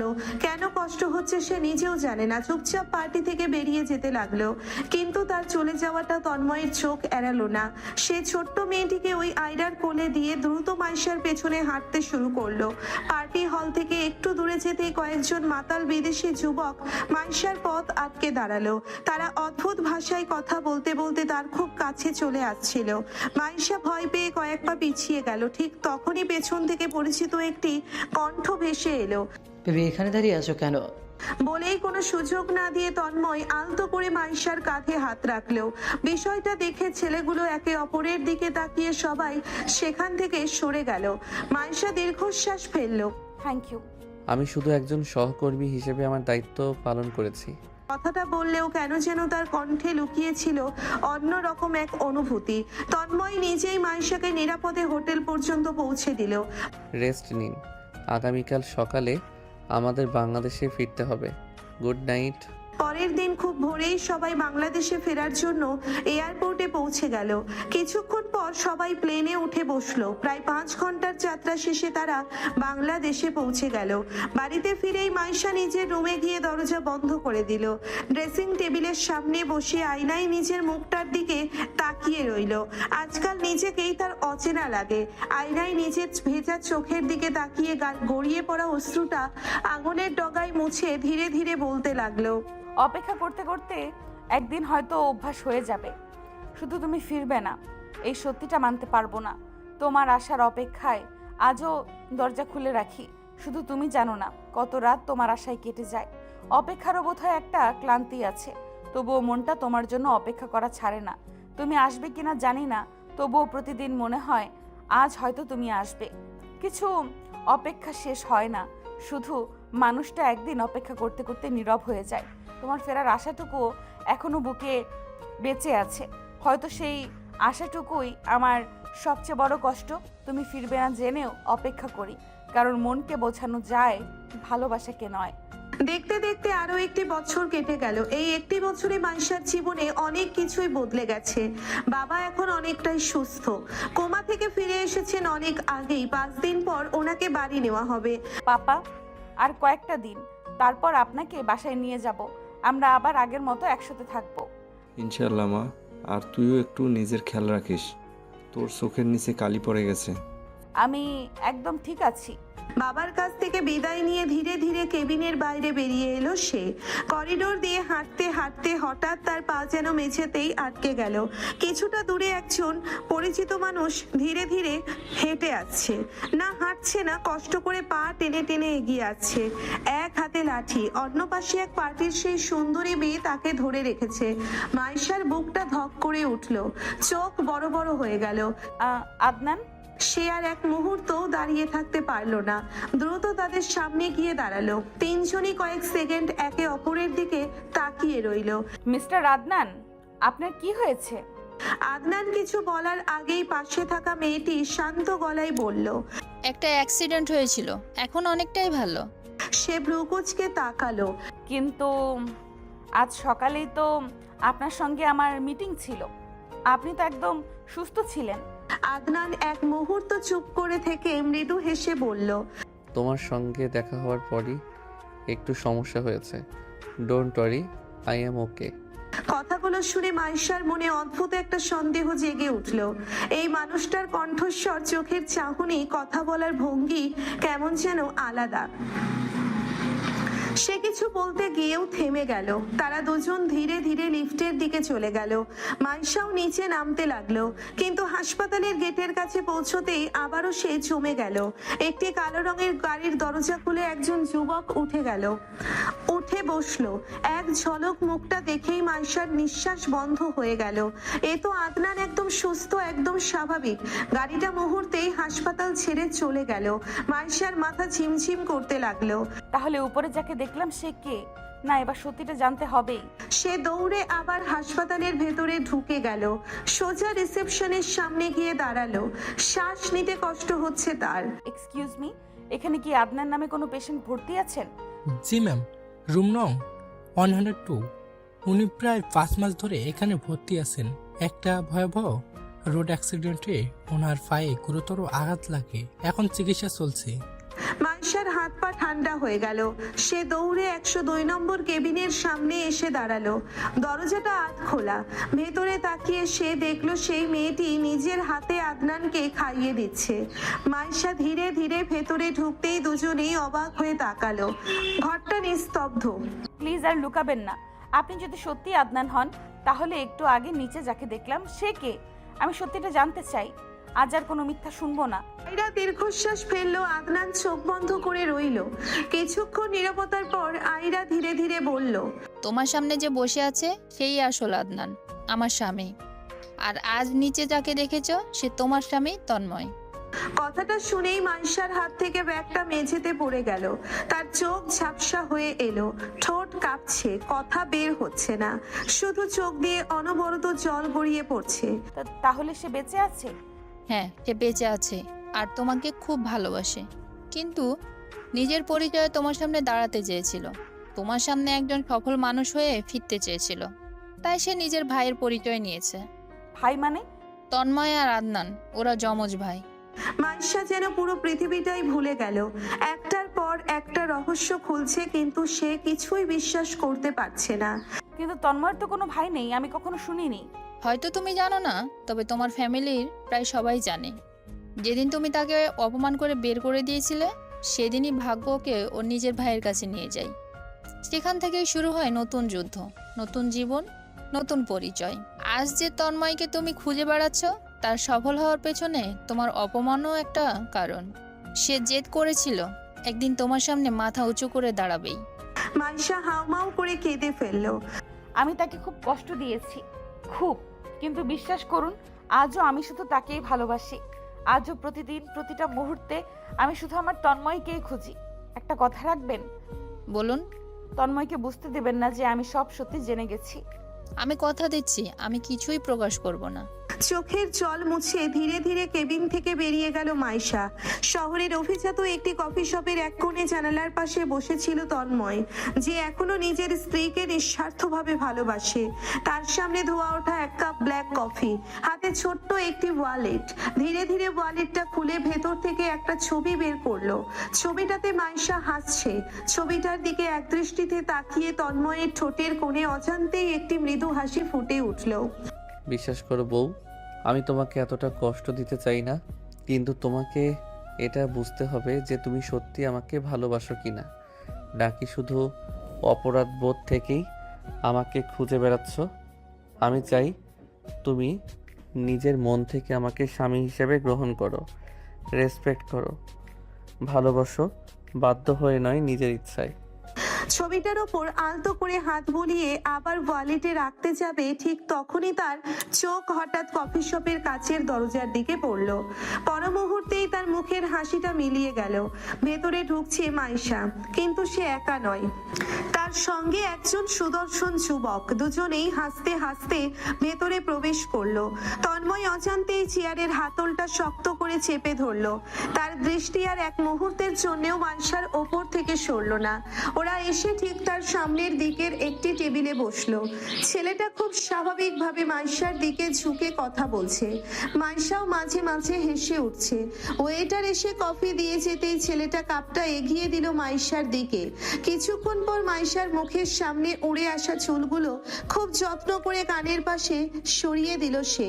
মাইশা কিছু বলল না, শুধু মৃদু হেসে তার দিকে তাকালো। এই দৃশ্যটা যেন তন্ময়ের বুকের ভেতর ধারালো ছুরির মতো বিঁধল। তার চোয়াল শক্ত হয়ে গেল, চোখ দুটো রক্তিম হয়ে উঠল। হাতের কফির কাপটা এত জোরে চেপে ধরেছিল যে কাপটা হালকা কেঁপে উঠল। ছেলেটা এবার নিজের কাটা চামচে কেক কেটে মাইশার দিকে বাড়িয়ে দিল। মাইশাও সেটা স্বাভাবিকভাবে খেয়ে নিল। তন্ময়ের বুকের ভেতরটা মোচড় দিয়ে উঠল। তার মনে হচ্ছিল আর এক মুহূর্তও এখানে বসে থাকলে হয়তো নিজের ওপর নিয়ন্ত্রণ হারিয়ে ফেলবে। একবার মনে হলো গিয়ে ছেলেটার কলার চেপে ধরে, কিন্তু পরক্ষণেই নিজের নিজেকে থামিয়ে নিল। ধীরে ধীরে চোখ বন্ধ করে একটা গভীর নিঃশ্বাস ফেললো। তারপর টেবিলের ওপর কিছু টাকা রেখে চুপচাপ উঠে দাঁড়ালো। শেষবারের মতো একবার মাইশার দিকে তাকালো। চোখে ছিল সীমাহীন অভিমান আর অদৃশ্য এক যন্ত্রণা। দেখতে দেখতে আরো কয়েকটা দিন কেটে গেল। আদনান এখন অনেকটাই সুস্থ। প্রতিদিনের মতো আজও তন্ময় সকালে হাসপাতালে গিয়ে প্রথমে আদনানকে দেখে এসেছে। তারপর মাইশার বাবার কেবিনেও কিছুক্ষণ বসেছিল। কিন্তু আজ কেন যেন তার মনটা অদ্ভুত ভারী লাগছে। বুকের ভেতরটা কেমন শূন্য শূন্য লাগছে। সবকিছু থেকে দূরে থাকতে সে চলে এলো তার সবচেয়ে প্রিয় জায়গাটায়, শহরের এক নিরিবিলি পুকুর পাড়ে। চারদিকে বড় বড় গাছ, হালকা বাতাসে পানির ঢেউ, আর সেই পুরনো কাঠের বেঞ্চ। সেখানে চুপচাপ বসে পানির দিকে তাকিয়ে আছে তন্ময়। ঠিক তখনই ধীর পায়ে সেখানে এসে দাঁড়ালো মাইশা। কিছুক্ষণ দূর থেকেই তন্ময়ের দিকে তাকিয়ে রইল। তারপর নিঃশব্দে এসে তার পাশেই বসে পড়লো। মন খারাপ? তন্ময় একবার শুধু তার দিকে তাকালো, তারপর আবার চোখ ফিরিয়ে নিল। কোনো উত্তর দিল না। কি হলো, আজ এত চুপচাপ কেন? তন্ময় একটা দীর্ঘশ্বাস ফেললো, ঠোঁট নড়লো, কিন্তু কোনো শব্দ বের হলো না। মাইশা এবার মৃদু হেসে সামনের পুকুরের দিকে তাকালো। তারপর খুব শান্ত গলায় বলতে শুরু করলো, জানেন, আমার একটা পিচ্চি বর ছিল। তাকে আমি কখনোই বুঝিনি। সবসময় ভাবতাম সে গরিব, আমার থেকে ছোট, আমার যোগ্য না। তাই সুযোগ পেলেই তাকে অপমান করতাম। তার আত্মসম্মানটুকুও রাখিনি। কিন্তু সে যখন অভিমান করে আমার জীবন থেকে চলে গেল, তখন বুঝলাম আমি ওকে কতটা ভালোবেসে ফেলেছি। মাইশার চোখ ভিজে উঠলো, কণ্ঠটাও কেঁপে গেল। এই 3টা বছর প্রতিটা রাত আমি ওর অপেক্ষায় কাটিয়েছি। একটা দিনও এমন যায়নি যেদিন আমি ওকে মিস করিনি। বিশ্বাস করুন, এখনো চোখ বন্ধ করলেই ওর মুখটা ভেসে ওঠে। তন্ময়ের বুকের ভেতরটা মোচড় দিয়ে উঠল। নিজের অনুভূতিগুলো যেন তাকে বারবার বলছে, তন্ময় এখনই তোর ভালোবাসাকে আগলে নে। জানেন, আপনাকে প্রথম যেদিন দেখেছিলাম সেদিনই মনে হয়েছিল আপনি আমার তন্ময়। আপনার কথা বলার স্টাইল, রাগ, কেয়ার সব কিছু একদম তার মতো। আপনার পাশে এলেই আমার মনে হয় আমি যেন আবার তাকে ফিরে পেয়েছি। তন্ময় এবার চোখ বন্ধ করলো। বুকের ভেতরটা অসহ্য রকম ব্যথা করছে। ভাবছে সে এবার সব বলবে মাইশাকে। কিন্তু মনে হয় আমি আর অপেক্ষা করতে পারবো না। হয়তো আমাকে এবার মুভ করতেই হবে। হয়তো ও আর কোনোদিন ফিরবে না। কথাটা শুনে তন্ময়ের বুকের ভেতর যেন কেউ ধারালো ছুরি বসিয়ে দিল। মুহূর্তেই তার চোখ লাল হয়ে উঠল। সে অবিশ্বাসের দৃষ্টিতে মাইশার দিকে তাকিয়ে রইল। মাইশা উঠে দাঁড়ালো। যাওয়ার আগে তন্ময়ের দিকে তাকিয়ে মিষ্টি করে হাসলো। আচ্ছা, পরে আবার দেখা হবে মিস্টার আদনান। বলেই ধীরে ধীরে সেখান থেকে চলে গেল সে। তন্ময় নির্বাক হয়ে তার চলে যাওয়া দেখতে লাগলো। সেদিনের পর থেকেই তন্ময়ের অস্থিরতা যেন কয়েক গুণ বেড়ে গেল। মাইশার মুখে মুভ অন কথাটা শোনার পর থেকে তার মাথায় শুধু একটাই চিন্তা ঘুরপাক খেতে লাগলো, যদি সত্যিই মাইশা অন্য কাউকে নিজের জীবনে জায়গা দিয়ে দেয়। সেই ভয় থেকেই এখন সে যতটা সম্ভব মাইশার আশেপাশেই থাকার চেষ্টা করে। অফিসে, মিটিংয়ে কিংবা কোনো প্রজেক্টে কোথাও যেন তাকে একা ছাড়তে মন চায় না। একটা কথা জিজ্ঞেস করব? জি বলুন। আপনি ইদানিং আমার তো কাছাকাছি থাকেন কেন? আগে তো এমন ছিলেন না। আপনি তো নিজেই বলেছিলেন আমি নাকি দেখতে আপনার তন্ময়ের মতো, তাই ভাবলাম আমার কাছে থাকলে হয়তো আপনার কষ্টটা একটু কম হবে। মাইশা ঠোঁট চেপে হাসলো। তাই নাকি? কিন্তু আপনার ওয়াইফ যদি দেখে তাহলে কিছু মনে করবেন না? প্রশ্নটা শুনে তন্ময় একদম থতমত খেয়ে গেল। আপনিই তো বলেছিলেন নিজের স্ত্রী ছাড়া অন্য কোনো মেয়ের সাথে কথা বলেন না। তাহলে এখন আমার সাথে এত সময় কাটাচ্ছেন কেন? তন্ময় পুরোপুরি ধরা খেয়ে গেল। কয়েক সেকেন্ড শুধু মাইশার দিকে তাকিয়ে রইল। তারপর কাশির ভান করে গম্ভীর মুখে বলল, আসলে আপনি তো আমার বিজনেস পার্টনার, কাজের জন্যই। ও আচ্ছা, শুধু কাজের জন্য ধরা পড়ে যাচ্ছেন মিস্টার তন্ময়। আর বেশি দিন লুকিয়ে থাকতে পারবেন না। অবশেষে দীর্ঘদিনের অপেক্ষার পর মাইশার বাবা পুরোপুরি সুস্থ হয়ে হাসপাতাল থেকে বাসায় ফিরে এলেন। পুরো বাড়িতে যেন আবার প্রাণ ফিরে এলো। অন্যদিকে আদনানও এখন অনেকটাই সুস্থ। আগের মতো আর হুইল চেয়ারে থাকতে হয় না, নিজেই হাঁটতে পারে। যদিও মাঝে মাঝে পায়ে ব্যথা অনুভব হয়, তবুও ডাক্তার জানিয়ে দিয়েছেন মিস্টার আদনান আর মাত্র 1 মাস কমপ্লিট রেস্ট নিন, তারপর ধীরে ধীরে কাজে জয়েন করতে পারবেন। এখন বেশি প্রেশার নেবেন না। আদনানও ডাক্তারের কথা মেনে নিল। এদিকে তন্ময় গত কয়েকদিন ধরে একসাথে দুই দিকই সামলাচ্ছে, ভাইয়ের ব্যবসা, নিজের কাজ, পরিবারের দায়িত্ব, সবকিছু। অন্যদিকে মাইশার মাথায় তখন অন্য একটি প্ল্যান ঘুরছে। আজ সেই প্ল্যান বাস্তবায়নের দিন। বিশাল একটা গ্র্যান্ড সেলিব্রেশন পার্টির আয়োজন করা হয়েছে। শহরের নামি দামি বিজনেসম্যান, আত্মীয় স্বজন, পরিচিত সবাইকে ইনভাইট করা হয়েছে।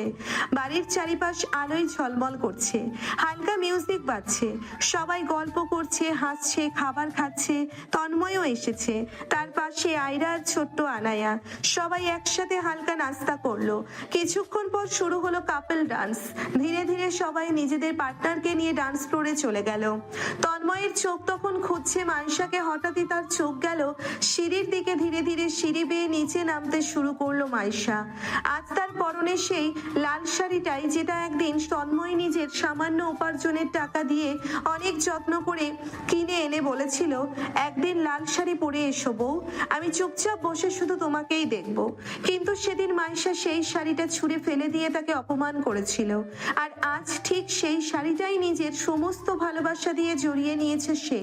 খোলা চুল, কপালে ছোট্ট লাল টিপ, হাতে কাঁচের লাল চুড়ি। তাকে আজ যেন স্বপ্নের কোনো রানীর মতো লাগছে।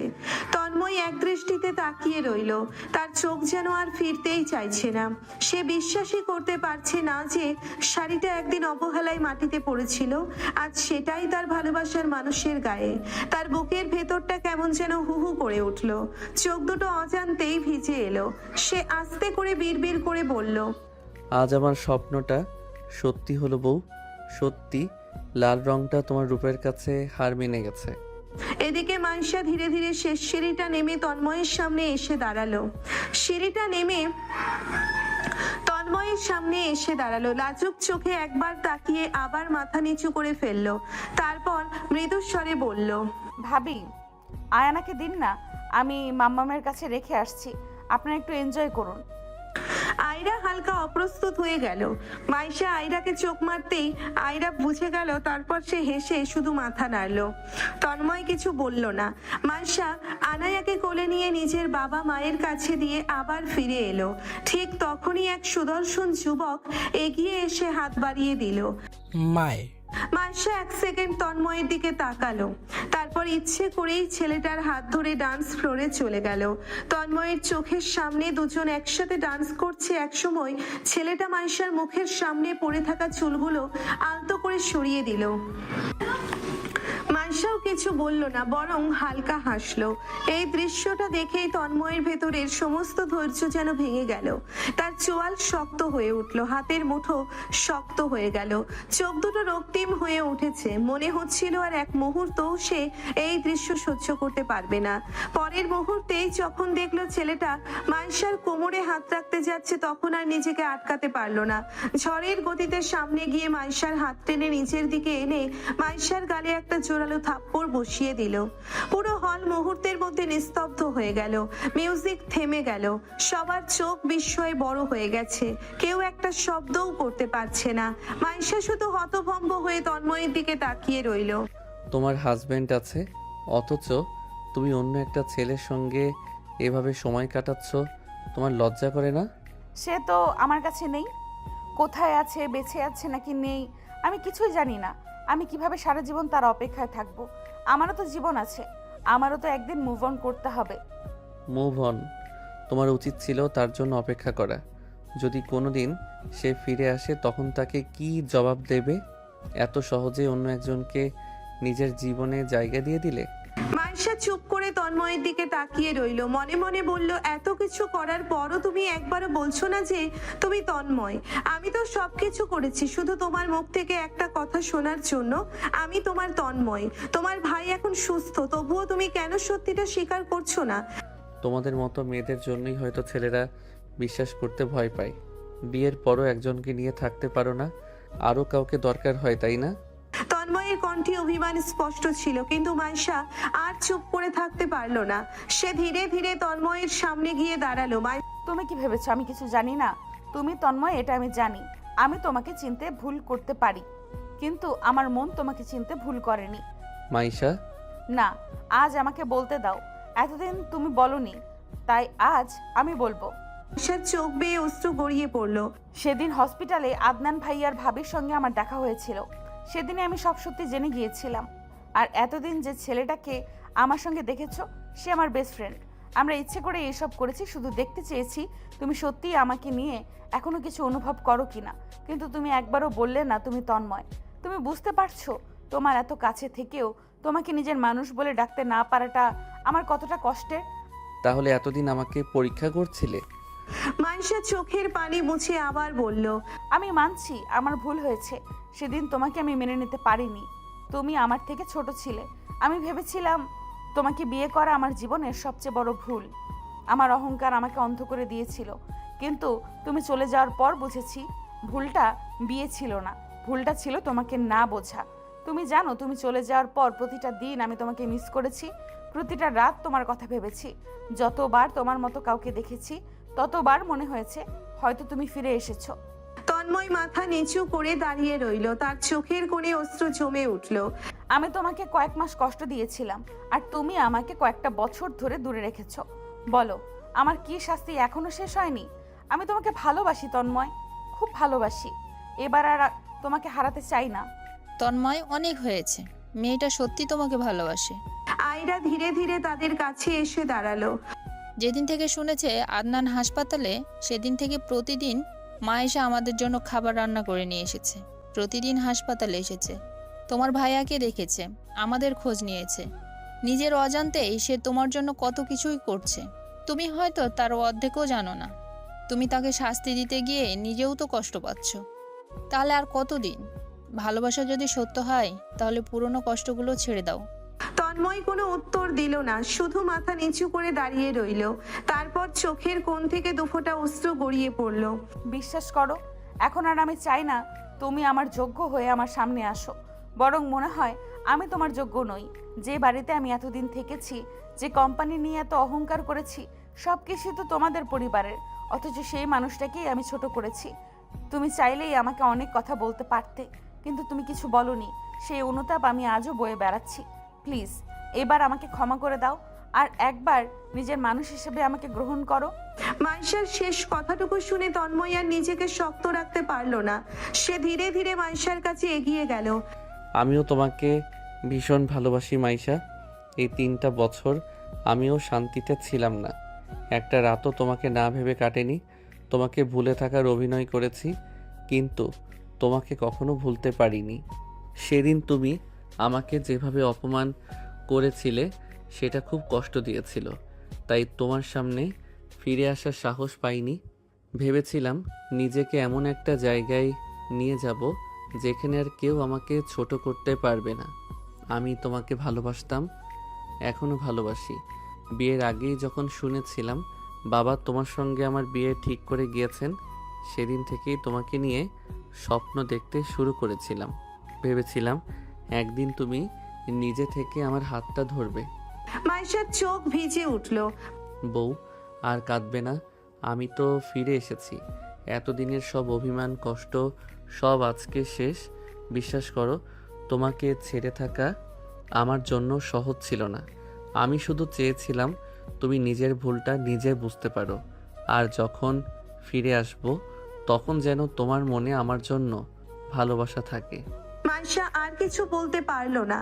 চোখের পানি মুছতে মুছতে সে হঠাৎ তন্ময়কে শক্ত করে জড়িয়ে ধরল। তন্ময়ও এক মুহূর্ত দেরি না করে তাকে খুব যত্নে আগলে নিল। 3 বছরের দূরত্ব যেন সে এক মুহূর্তেই কোথায় হারিয়ে গেল। ঠিক তখনই বাস থেকে আবার মিউজিকের সাউন্ড বেজে উঠল। সবাই ধীরে ধীরে ডান্স ফ্লোরে চলে যেতে লাগলো। তন্ময় আর মাইশা একে অপরের দিকে এক দৃষ্টিতে তাকিয়ে রইল। মুখে কোনো কথা নেই, অথচ চোখ দুটোই যেন 3 বছরের সব না বলা কথা বলে দিচ্ছে। আমি আর তোমাকে হারাতে চাই না তন্ময়, কখনো না। তন্ময় মুচকে হেসে মাইশার মাথাটা নিজের বুকের কাছে টেনে নিল। মাইশা লজ্জায় তার বুকে মুখ লুকিয়ে ফেলল। তন্ময় আলতো করে তার কোমরের পাশে হাত রেখে তাকে নিয়ে ধীরে ধীরে ডান্স শুরু করলো। চারপাশে সবাই নিজেদের মতো ব্যস্ত, কিন্তু তাদের দুজনের কাছে যেন পুরো পৃথিবীটাই থেমে গেছে। আহা, ফাইনালি এতদিন পর দুজনের মিল হলো। আয়রা দূর থেকে সবকিছু দেখছিল আর মুচকে মুচকে হাসছিল। তার নিজের কাছেও দৃশ্যটা ভীষণ ভালো লাগছিল। একসময় অনুষ্ঠানের সব কার্যক্রম শেষ হলো, সবাই ধীরে ধীরে ড্রয়িং রুমে এসে বসলো। সেখানে মাইশার মা বাবা, তন্ময়, মাইশা, আদনান এবং আয়রা সবাই একসঙ্গে বসে আছে। মাম্মাম, এবার তুমি তোমার তন্ময়কে ভালো করে দেখে নাও। এতদিন তো তার জন্য কান্নাকাটি করে অসুস্থ হয়ে গিয়েছিলে, এখন তোমার ছেলে ফিরে এসেছে। মাইশার কথা শুনে সবাই হেসে উঠল। তন্ময় ও মুচকি হাসলো, কিন্তু মাইশা কিছুই বুঝতে না পেরে অবাক হয়ে সবার দিকে তাকালেন। কি হয়েছে? তোমরা সবাই এমন করে হাসছো কেন? আমি কি কোনো জোকস বলেছি? আরে তুমি জানো না, কি জানবো? তন্ময়ের সাথে তো আমার অনেক আগেই দেখা হয়েছে। মাইশা অবাক হয়ে তন্ময়ের দিকে তাকালো। তন্ময় মাথা নিচু করে মুচকি হাসছিল। মানে? দেশে ফিরে প্রথমেই তোমার মায়ের সঙ্গে দেখা করেছিলাম। মাকে সব কিছু খুলে বলেছিলাম, শুধু অনুরোধ করেছিলাম যেন তোমাকে কিছু না বলো। হ্যাঁ রে মা, আমি সব জানতাম, কিন্তু তোর তন্ময়ই আমাকে নিষেধ করেছিল তোকে কিছু বলতে। আর বাবা যখন সুস্থ হয়ে উঠলেন তখন তো প্রায় প্রতিদিনই তার সঙ্গে দেখা করতাম। আদনানের সঙ্গে দেখা করার পর বাবার কাছেও যেতাম, কিন্তু তোমাকে কিছু জানাইনি, কারণ আমি চেয়েছিলাম সব কিছু নিজের মতো করে ঠিক করতে। তার মানে তোমরা সবাই মিলে আমার সঙ্গে এত বড় একটা নাটক করেছো? মাইশা ভীষণ অভিমানী গলায় কথাটা বলতেই সবাই আবার হেসে ফেলল। তোমরা জানো আমি কত কষ্ট পেয়েছি, কত রাত ঘুমাতে পারিনি, আর তোমরা সবাই বসে বসে আমার সঙ্গে ড্রামা করেছো। আচ্ছা বউ, রাগ করো না। তোমাকে একটু কষ্ট দিয়েছিলাম ঠিকই, কিন্তু তার চেয়েও বেশি কষ্ট আমি নিজে পেয়েছি। এখন ভালো ভালো কথা বলে পার পেয়ে যাবে ভাবছো? চেষ্টা তো করতেই পারি। মাইশা মুখ গোমরা করে অন্যদিকে তাকালেও তার ঠোঁটের কোণে লুকানো হাসিটা তন্ময়ের চোখ এড়ালো না। মা, একটা কথা বলি, বিয়ের পর স্বামী স্ত্রী একে অপরের পাশে না থাকলে সংসারটা কখনো পূর্ণ হয় না। তোরা এতদিন অনেক কিছু হারিয়েছিস, এখন আর একে অপরকে হারাস না। মাইশার বাবা ধীরে ধীরে তন্ময় ও আদনানের দিকে তাকালেন। বাবা, তোমাদের কাছে আমার আর কিছু বলার নেই। তোমাদের যা কিছু ছিল, যা কিছু তোমাদের প্রাপ্য, সব তোমাদের বুঝিয়ে দিতে চাই। আঙ্কেল, আপনি এসব নিয়ে কোনো চিন্তা করবেন না। আপনি যেটুকুনি আছেন সেটুকুই আমরা ভালো আছি। আমাদের নিজেদের কোম্পানি দাঁড়িয়ে গেছে, তন্ময়ও নিজের একটা বিজনেস শুরু করেছে, সেটাও ভালোভাবে এগোচ্ছে। তাই এবারে কোম্পানি এইসব নিয়ে আমাদের কোনো দাবি নেই। আদনান তার সঙ্গে থাকা একটি ফাইল বের করে টেবিলের উপর রাখলো। বরং এখানে কিছু ডোন্টস আছে, আপনারা যেটা আমাদের নামে দিতে চেয়েছিলেন সেটা আপনাদের নামে করে দেওয়া হয়েছে। আমরা চাই না এই সম্পত্তি নিয়ে ভবিষ্যতে কোনো ঝামেলা হোক। কিন্তু বাবা, এগুলো তো তোমাদের। বাবা, আপনি একটা বিষয় ভেবে দেখুন, যখন আমাদের বাবা মা মারা যান তখন আমরা এতটাই ছোট ছিলাম যে চাইলেও নিজেদের কিছু সামলাতে পারতাম না। তখন মা সব কিছু আগলে রেখেছিলেন, ব্যবসা সামলেছেন, পরিবার সামলেছেন, আমাদের ভবিষ্যৎও ভেবেছেন। তাহলে আজ আমরা যদি কিছু হয়ে থাকি, তার পেছনে সবচেয়ে বড় অবদান কার? তন্ময় মায়ের দিকে তাকিয়ে মুচকি হাসলো। অবশ্যই মায়ের। তাই কোম্পানি, সম্পত্তি সব কিছু আমরা মায়ের নামেই করে দিয়েছি, কারণ তিনি না থাকলে আজ আমাদের কিছুই থাকতো না। বাবা, কথাটা শুনে মাইশার মা আর নিজেকে সামলাতে পারলেন না, চোখ দিয়ে পানি গড়িয়ে পড়ল। তোমাদের সঙ্গে আমরা অনেক অন্যায় করেছি বাবা, তোমাদের দূরে সরিয়ে দিয়েছিলাম। তখন কি করব বুঝিনি, আমি একা মানুষ ছিলাম। তোমাদের বাবা অসুস্থ ছিল, মায়েশাকেও সামলাতে হতো। হয়তো তোমাদের জন্য যতটা করা উচিত ছিল ততটা করতে পারিনি। এই অপরাধ বোধটা আমার সারা জীবন থাকবে। মা, অতীত নিয়ে আর ভাববেন না। আপনি আমাদের জন্য যতটা করেছেন সেটা হয়তো আমরা কোনো দিন শোধ করতে পারবো না। কিন্তু মাম্মা, একটা কথা তো তুমি আমাকে কখনো বলনি, তন্ময়ের আরও একটা ভাই আছে। হ্যাঁ, বলিনি, কারণ তন্ময় ছোট থেকে কিছুটা আমাদের কাছে থাকলেও আদনান আমাদের কাছে বড় হয়নি। হঠাৎ করেই একদিন শুনলাম যে আদনান আর সেখানে নেই। আমি তাদের জিজ্ঞাসা করার পর বলেছে যে আদনানকে তার ফুপু নিয়ে গেছে, আর যেহেতু আদনানের ফুপুর কোনো বাচ্চা ছিল না, তাই তাকে সন্তানের মতোই বড় করেছে। তাহলে আয়রা? আদনানকে নেওয়ার 3 বছর পরে আমার জন্ম হয়। পরিবারে যেন সব কিছুই ঠিক থাকে, সেই কারণে আমার আর আদনানের বিয়ে হয়েছিল। আর আদনানের জীবনের বেশিরভাগ সময় দেশের বাইরেই কেটেছে, তাই তোমরা ওর ব্যাপারে তেমন কিছু জানতে পারোনি। তোমরা আমার কাছ থেকে এত কিছু লুকিয়ে রেখেছিলে, আমি আর কি বলবো। তন্ময় হেসে মাইশার হাতের ওপর নিজের হাত রাখলো। বউ রাগ করো না, এখন তো সব জেনে গেছো তাই না? এখন এত আদর করব যে সব ভুলিয়ে দিব। মাইশা লজ্জা পেয়ে তন্ময়ের দিকে তাকিয়ে ফিসফিস করে বলল, এখানে ভাই ভাবি মাম্মা পাপা সবাই আছে। ও মা, আমি আবার কি বললাম? তন্ময়ের সরল মুখ দেখে মাইশা লজ্জায় মাথা নিচু করে ফেলল। সবাই একসঙ্গে হেসে উঠল। মাইশার মুখেও ধীরে ধীরে হাসি ফুটে উঠল। পরের দিন ছোটখাটো একটা অনুষ্ঠানের পর মাইশাকে নিয়ে তন্ময়ের বাড়িতে পৌঁছলো। গাড়ি থেকে নামতেই মাইশা চারপাশে তাকিয়ে কিছুক্ষণ চুপ করে রইল। বাড়িটা বিশাল না হলেও অসম্ভব সুন্দর, পরিপাটি আর শান্ত। প্রতিটি জায়গায় যেন তন্ময়ের নিজের হাতের গড়ে তোলা স্বপ্নের ছাপ। মাইশার বুকের ভেতরটা কেমন যেন ভারী হয়ে এলো। একসময় যাকে সে সামান্য বলে অবহেলা করেছিল, সেই মানুষটাই আজ নিজের যোগ্যতায় এমন একটা সুন্দর সংসার তৈরি করেছে।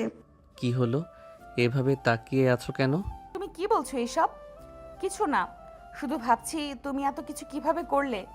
তন্ময় মুচকি হাসলো, কোনো উত্তর দিল না। হঠাৎ মাইশাকে কোলে তুলে নিতেই মাইশা চমকে উঠে তার দিকে তাকালো। তন্ময়, এটা কি করছো? সবাই দেখছে। দেখতে দাও, আমার একটা স্বপ্ন ছিল একদিন তোমাকে নিজের বাড়িতে এভাবেই নিয়ে আসবো। এতদিন সেটা শুধু স্বপ্ন ছিল, আজ যখন সত্যি হয়েছে তখন তোমাকে নিজের পায়ে হেঁটে ঢুকতে দেবো নাকি? মাইশার মুখ লজ্জায় লাল হয়ে গেল। সে আর কিছু বলল না। তন্ময় ধীরে ধীরে তাকে নিয়ে বাড়ির ভেতরে ঢুকে পড়ল। রুমের দরজা খুলতেই মাইশা আবার থমকে গেল। পুরো ঘরটা সুন্দরভাবে সাজানো, চারপাশে মাইশার পছন্দের ফুল, পরিপাটি করে সাজানো বিছানা, নরম আলো, সবকিছুতেই একটা শান্ত মায়াবী পরিবেশ। মাইশা ধীরে ধীরে ঘরের মাঝখানে গিয়ে দাঁড়ালো। তুমি এসব কখন করলে? আর আমাকে ক্ষমা করো তোমাকে ছোট করার জন্য। মাইশার ঠোঁটে আঙ্গুল রেখে মুচকি হাসলো তন্ময়। তারপর মাইশার কোমর শক্ত করে জড়িয়ে আরো কাছে টেনে বলল, আজ থেকে আর পুরনো কথা মনে করবে না, যা হয়েছে হয়ে গেছে। বলেই তন্ময় মাইশাকে ঘুরিয়ে পেছন থেকে জড়িয়ে ধরে তার চুলগুলো সরিয়ে উন্মুক্ত ঘাড়ে একের পর এক কিস করতে লাগলো। মাইশার শরীর হালকা কেঁপে উঠল। মাইশা ধীরে ধীরে তন্ময়ের দিকে ফিরে নেশাক্ত চোখে তাকালো। মাইশার গোলাপি ঠোঁট কাঁপতে লাগলো অনবরত। তন্ময় আঙ্গুল দিয়ে মাইশার ঠোঁট হালকা স্পর্শ করে তার ঠোঁট ডুবিয়ে দিল মাইশার ঠোঁটে। মাইশা তন্ময়ের পাঞ্জাবি খামচে ধরলো। তন্ময় মাইশাকে কোলে তুলে খাটে শুইয়ে দিল। মাইশার শরীরে একের পর একে দিল ভালোবাসার স্পর্শ। দুইজন পাগলের মতো একে অপরকে আদর করতে লাগলো। অবশেষে পূর্ণতা পেল তাদের ভালোবাসা। তন্ময় কিছুক্ষণ পর মাইশার পাশে শুয়ে পড়ল। ভালোবাসার উষ্ণতায় বেশ কিছুক্ষণ নীরব হয়ে রইল দুজন। মাইশাও ধীরে ধীরে তার পাশে এসে মাথাটা তন্ময়ের কাঁধে রাখলো। তন্ময় খুব যত্ন করে মাইশাকে আগলে নিল। দুজনেই কিছুক্ষণ চুপচাপ রইল। তারপর তন্ময় একটা বড় করে নিঃশ্বাস নিয়ে বলল, ভালোবাসি তোমায় জান। আমিও তোমাকে অনেক ভালোবাসি জান। মাইশা আরো একটু কাছে এলো। তন্ময়ও তাকে শান্তভাবে আগলে নিল। পরের দিন সকালে মাইশার ঘুম ভাঙতেই পাশে তাকিয়ে দেখলো তন্ময় নেই। কিছুক্ষণ চোখ মেলে বিছানার দিকে তাকিয়ে থেকে মনে মনে ভাবলো, এই মানুষটা আবার কোথায় গেল। তারপর ধীরে ধীরে উঠে ফ্রেশ হয়ে নিল।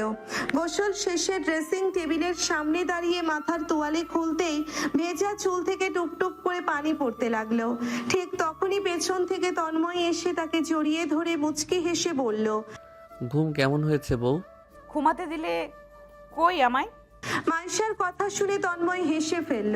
তারপর তাকে সামনে ঘুরিয়ে নিয়ে আলতো হাতে তার ভেজা চুল মুছে দিতে লাগলো। কেন, আমার বউ কি খুব বিরক্ত হয়েছে? বিরক্ত হব কেন? আমার সেই পিচি জুনিয়র বরটা যে এত বড় হয়ে গেছে সেটাই ভাবছি। এই যে ম্যাডাম, আমি কিন্তু মোটেও পিচ্ছি ছিলাম না। তোমাকে যখন বিয়ে করেছি তখন আমার বয়স 19। ওই বয়সে মানুষ মোটামুটি সব কিছুই বোঝে। হ্যাঁ, বুঝেছিলে তো, আমার থেকে ছোট একটা পিচ্চি ছেলে। তন্ময় এবার মুচকি হেসে মাইশার দিকে তাকিয়ে বলল, আচ্ছা, তাহলে কাল রাতের পরও কি মনে হচ্ছে আমি পিচ্ছি? মাইশার সঙ্গে সঙ্গে লজ্জায় মুখ লুকিয়ে ফেলল তন্ময়ের বুকে। তুমি একদম অসহ্য। আচ্ছা ম্যাডাম, আর লজ্জা পেতে হবে না, চলুন নাস্তা করি। নাস্তা? দাঁড়াও, আমি এক্ষুনি বানিয়ে দিচ্ছি। আপনি কি ভেবেছেন আমি এতক্ষণ বসে বসে আপনার জন্য অপেক্ষা করছিলাম? নাস্তা রেডি, চলুন। তুমি নাস্তা বানিয়েছো? পারো বানাতে? পারবো না কেন? ছোটবেলায় মামির বাসায় থাকতাম, তখন তো অনেক কাজই করতে হতো। মামি আমাকে সব কিছু শিখিয়েছিল।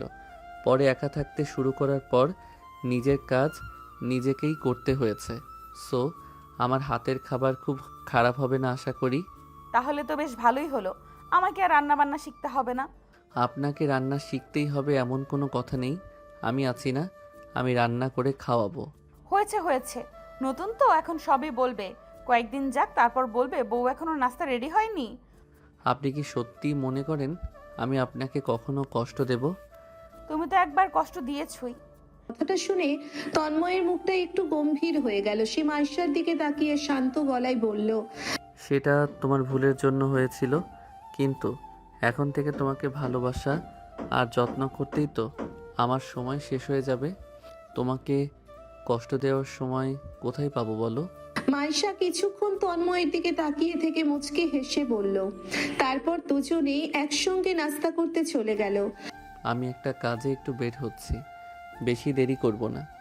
ঠিক আছে, সাবধানে যেও। তন্ময় বেরিয়ে যেতেই মাইশা হাসি মুখে নিজের কাজে লেগে গেল। দুপুরে রান্নার জন্য কয়েকটা নতুন আইটেমও তৈরি করতে শুরু করলো। এতদিনে এসে বেশ কয়েকটা রান্না শিখে ফেলেছে। নিজের হাতের স্বামীকে কিছু রান্না করে খাওয়ানোর আনন্দটাই যেন আলাদা। হঠাৎ দরজার কলিং বেল বেজে উঠলো। মাইশা দরজা খুলতেই দেখলো সামনে তন্ময় দাঁড়িয়ে আছে। তুমি তুমি তো বলেছিলে বিকেলের আগে আসবে না। কি করব বলো, তোমাকে না দেখে থাকতে পারলাম না। মাইশা কিছু না বলে হাসি মুখে তন্ময়ের দিকে এগিয়ে যেতেই ঠিক তখনই পেছন থেকে আয়রার গলা। এই এই কি করছো তুমি? মাইশা থেমে গেল। আয়রা নাটকীয় ভঙ্গিতে মাইশার দিকে তাকিয়ে বলল, আমার হাজব্যান্ডকে কেন জড়িয়ে ধরেছো? এটা তো তোমার হাজব্যান্ড না, এটা আমার হাজব্যান্ড। কি? হ্যাঁ, ও আদনান। কথাটা শেষ হতেই আদনান ও আয়রা হেসে উঠল। মাইশা লজ্জায় লাল হয়ে গেল। সে একবার আদনানের দিকে একবার আয়রার দিকে তাকিয়ে কিছু বলার চেষ্টা করেও আর কিছু খুঁজে পেল না। আয়রা, তুমি ওকে আর লজ্জা দিও না, দেখছো না বেচারি কিছু বলতেই পারছে না। বেশ কিছুক্ষণ তারা গল্প করছে, এমন সময় তন্ময় এসে তাদের সাথে যুক্ত হলো। এরপর মাইশা নিজের হাতে তৈরি করা খাবারগুলো সামনে পরিবেশন করলো। সবাই একসঙ্গে লাঞ্চ করলো। তারা আরো বেশ কিছুক্ষণ গল্প করে বিকেলে চলে গেল। রাতটা কেমন যেন অন্যরকম নীরব। আকাশ জুড়ে ছড়িয়ে আছে ধূসর মেঘ। চাঁদটাও যেন মেঘের আড়ালে লুকিয়ে পড়েছে। চারপাশে হালকা ঠান্ডা বাতাস বয়ে যাচ্ছে। মাঝে মাঝে বাতাসের সঙ্গে মিশে আসছে দূরের বৃষ্টির গন্ধ। মাইশার ঘুম ভেঙে গেল হঠাৎ। চোখ মেলে পাশে তাকাতেই দেখলো তন্ময় সেখানে নেই। ঘুম জড়ানো চোখে কিছুক্ষণ চারপাশে তাকিয়ে রইল সে। তন্ময়, কোথায় তুমি? কোনো উত্তর পেল না। ধীরে ধীরে বিছানা থেকে উঠে মাইশা রুমের বাইরে বেরিয়ে এলো। করিডোর পেরিয়ে যখন ব্যালকনির কাছে পৌঁছলো তখনই ঠান্ডা বাতাস এসে তার মুখ ছুঁয়ে গেল। ব্যালকনিতে গিয়ে দাঁড়াতেই মাইশার চোখ আটকে গেল সামনে। আবছা অন্ধকারের মাঝে তন্ময় একা দাঁড়িয়ে আছে। তার দৃষ্টি দূরের আকাশের দিকে। চুলগুলো বাতাসে হালকা উড়ছে। চারপাশের নীরবতার মধ্যে তাকে দেখে মাইশার ঠোঁটে অজান্তেই মিষ্টি একটা হাসি ফুটে উঠল। এখানে একা একা দাঁড়িয়ে আছো কেন? তন্ময় ধীরে ধীরে পেছনে ফিরে তাকালো। মাইশাকে দেখে তার মুখেও মৃদু হাসি ফুটে উঠল। এত রাতে আমাকে খুঁজতে বের হয়েছেন কেন ম্যাডাম? আপনাকে ঘরে পাচ্ছিলাম না, তাই ভাবলাম দেখি মহাশয় কোথায় গায়েব হয়েছেন। তন্ময় কিছু না বলে মাইশার কাছে এগিয়ে এলো। তারপর হঠাৎ মাইশাকে আলতো করে কোলে তুলে নিল। এই কি করছো তুমি? নামাও আমাকে। এত চিৎকার করছেন কেন ম্যাডাম? আমি কি আপনাকে কিডন্যাপ করছি নাকি? আজ আপনাকে একটা জায়গা দেখাবো। মাইশা অবাক হয়ে তন্ময়ের দিকে তাকিয়ে রইল। তন্ময় ধীরে ধীরে সিঁড়ি দিয়ে তাকে ছাদে নিয়ে গেল। ছাদে পা রাখতেই মাইশা থমকে গেল। চারপাশে ছোট ছোট আলো, কয়েকটি ফুলের টব আর মাঝখানে রাখা দুটো চেয়ারের দোলনা। হালকা বাতাসে পুরো পরিবেশটা যেন অন্য রকম হয়ে উঠেছে। তুমি সত্যিই মাঝে মাঝে অসম্ভব পাগলামি করো। 10টা না 5টা না একটা মাত্র বউ, পাগলামি তো করাই লাগে। হঠাৎ আকাশ জুড়ে বিদ্যুৎ চমকে উঠল। শব্দে মাইশা চমকে উঠে তন্ময়কে শক্ত করে জড়িয়ে ধরল। তন্ময়ও সঙ্গে সঙ্গে তাকে আলতো করে আগলে নিল। ভয় পেয়েছো বউ? একটু। তন্ময় মুচকি হেসে মাইশার মাথায় আলতো করে হাত বুলিয়ে দিল। ঠিক তখনই আকাশ থেকে টুপটাপ করে বৃষ্টির ফোঁটা পড়তে শুরু করলো। কয়েক মুহূর্তের মধ্যে বৃষ্টি যেন চারপাশটাকে ভিজিয়ে দিতে শুরু করলো। বউ চলো ভিতরে চলে যাই, বৃষ্টিতে ভিজলে সর্দি লেগে যাবে। একটু সর্দি হলেই বা কি, এমন একটা রাত কি প্রতিদিন আসে? এই সময়টা কি আর কখনো ফিরে পাবো? চলো না আজ একটু বৃষ্টি বিলাস করি। তন্ময় কিছুক্ষণ মাইশার দিকে তাকিয়ে রইল, তারপর ঠোঁটের কোণে মৃদু হাসি ফুটিয়ে মাথা নাড়ল। আচ্ছা আজ তোমার কথাই থাক। বৃষ্টির ফোঁটা ধীরে ধীরে মাইশার চুল ভিজিয়ে দিল। ভেজা চুলগুলো এসে তার চোখ মুখের ওপর লেপ্টে গেল। তন্ময় ধীরে ধীরে হাত বাড়িয়ে খুব যত্ন করে তার মুখের ওপর থেকে চুলগুলো সরিয়ে দিল। মাইশা হালকা কেঁপে উঠে চোখ তুলে তাকালো তন্ময়ের দিকে। তন্ময়ও যেন সেই মুহূর্তে থেমে গেছে। মাইশার ভেজা চুল, চোখের কোণে জমে থাকা বৃষ্টির ফোঁটা আর সেই লাজুক হাসি, সব কিছু মিলিয়ে তাকে দেখে তন্ময়ের চোখে মুগ্ধতা ফুটে উঠল। মাইশাও এক দৃষ্টিতে তাকিয়ে রইল তন্ময়ের দিকে। বৃষ্টিতে ভিজে তন্ময়ের চুল থেকে ফোঁটা ফোঁটা পানি গড়িয়ে পড়ছে। মেঘলা রাতের আবছা আলোয় তাকে যেন আরো অন্যরকম সুন্দর লাগছে। কি হলো, এমন করে তাকিয়ে আছো কেন? কথাটা শুনে মাইশার গাল লজ্জায় লাল হয়ে উঠল। সে চোখ নামিয়ে ফেললো। তন্ময় মুচকি হেসে আরো একটু কাছে এসে তার কপাল থেকে একটি বৃষ্টির ফোঁটা আঙ্গুল দিয়ে সরিয়ে দিল। তারপর খুব আলতো করে মাইশার কপালে একটু চুমু দিল তন্ময়। মাইশা চোখ বন্ধ করে সেই মুহূর্তটুকু অনুভব করলো। তন্ময় মাইশাকে কোলে তুলে তার ঠোঁটে কিস করলো। তারপর মাইশার দিকে তাকিয়ে দুষ্টু হেসে গাইতে লাগলো। বৃষ্টি ভিজা রাতে আমি তোমায় নিয়ে যাব, যতগুলো কথা হয়নি বলা তোমাকেই বলে দিব। স্বপ্নিল এই পৃথিবীকে আজ তোমার রঙে রাঙাবো, অনেক দূরের আকাশপথে তোমায় নিয়ে হারাবো। তারপর মাইশার ঠোঁটে বৃষ্টির পানি দেখে তন্ময় নিঃশব্দ চোখে তাকিয়ে রইল। অতঃপর তন্ময় মাইশার ঠোঁট থেকে বৃষ্টির পানি খেতে লাগলো। মাইশাও তাল মিলাচ্ছে, কিন্তু তন্ময় তাকে সুযোগই দিচ্ছে না। মাইশার হৃদস্পন্দন যেন বেড়ে গেল। তন্ময়ের মাথায় এলোমেলো হাত বোলাতে লাগলো। তন্ময় মাইশাকে দোলনায় বসালো। তন্ময় হাঁটু গেড়ে বসে মাইশার গলায় অনবরত কিস করতে লাগলো। শাড়ি সরিয়ে উন্মুক্ত নাভিতে হাত বুলিয়ে দিল। মাইশা কেঁপে উঠল। তার কথা বলার শক্তিও নাই, শরীর অবশ হয়ে আছে। তন্ময় পাগলের মতো আদর করতে লাগলো মাইশাকে। মাইশাও সমান তালে তন্ময়কে আদর করছে। কেটে গেল বেশ কিছুক্ষণ। তন্ময় মাইশাকে কোলে নিয়ে ধীরে ধীরে নিচে নেমে এলো। মাইশা লাজুক হেসে বলল, এই নামাও তো, ঘর ভিজে যাচ্ছে তো। আচ্ছা আচ্ছা নামিয়ে দিলাম। মাইশা দ্রুত নিচের রুমে গিয়ে পোশাক বদলে ফিরে এলো। এসে দেখলো তন্ময়ও তৈরি হয়ে দাঁড়িয়ে আছে। মাইশা ধীরে ধীরে তার সামনে এগিয়ে আসতেই তন্ময় মুচকি হেসে তার দিকে তাকালো। মাইশা লজ্জায় একটু দূরে সরে যেতে চাইলে তন্ময় মজা করে তার হাতটা ধরে থামিয়ে দিল। পালাচ্ছ কেন বউ? আমি পালাচ্ছি না তো। তাহলে এত লজ্জা পাচ্ছ কেন? তন্ময়ের দুষ্টু হাসি দেখে মাইশা আরো লজ্জা পেয়ে চোখ নামিয়ে ফেললো। তোমার এই লাজুক মুখটা দেখলে যে নিজেকে কন্ট্রোল করতে পারি না, হারিয়ে যাই তোমার মাঝে। কেন আমাকে এত নেশাক্ত করে দাও বউ? ইস, তুমি আমাকে কেন এত লজ্জা দাও? আমি যে তোমার সামনে ঠিক মতো কথাই বলতে পারি না। তাহলে আজ থেকে একটা নিয়ম করি, তুমি যত বেশি লজ্জা পাবে তত তোমাকে আমি আদর বেশি করব, বুঝলে? তোমার নিয়ম আমি মানতে যাব কেন? কারণ আমি তোমার বর। কথাটা বলেই তন্ময় মাইশার দিকে এগোতে লাগলো। মাইশা এক পা করে পিছাতে লাগলো। তন্ময়ও এক পা করে সামনে এগোতে লাগলো। ওই এখন কিন্তু বেশি হয়ে যাচ্ছে, একটু আগেই তো আদর করলে। আমার কিন্তু ভীষণ লজ্জা পাচ্ছে। তোমাকে সারাদিন রাত আদর করলেও যে মন ভরবে না জান, আমাকে বাধা দিও না জান। এতদিনের ভালোবাসা একসাথে মিটিয়ে নিব। উফ জান, তোমাকে দেখলে আমি যে মাতাল হয়ে যাই, মন চায় সারাক্ষণ তোমায় শুধু আদর করি, তোমার মাঝে ডুবে যাই। কয়েক কয়েক কদম এগোতেই মাইশা দেওয়ালের সাথে লেগে গেল। মাইশা তন্ময়ের কথা শুনে লজ্জায় শেষ হয়ে যাচ্ছে, ঠোঁটের কাঁপুনি যেন 2 গুণ বেড়ে গেল। মাইশার এই অবস্থা দেখে তন্ময় দুষ্টু হেসে মাইশার ঠোঁট ছুঁয়ে দিল আলতো করে। মাইশা চোখ বন্ধ করে ফেলল। অতঃপর তন্ময় মাইশার কোমর ধরে মাইশাকে আরো কাছে টেনে নিল। 2 হাত দিয়ে গাল স্পর্শ করে মাইশার স্নিগ্ধ ঠোঁটে তার ঠোঁট ডুবিয়ে দিল। মাইশা তন্ময়ের চুল মুঠো করে ধরলো। বেশ কিছুক্ষণ ডুবে থাকলো মাইশার স্নিগ্ধ ঠোঁট দুটোই। তারপর গলায় হালকা কামড় দিতে লাগলো মাইশা। ও পাগল হয়ে যাচ্ছে।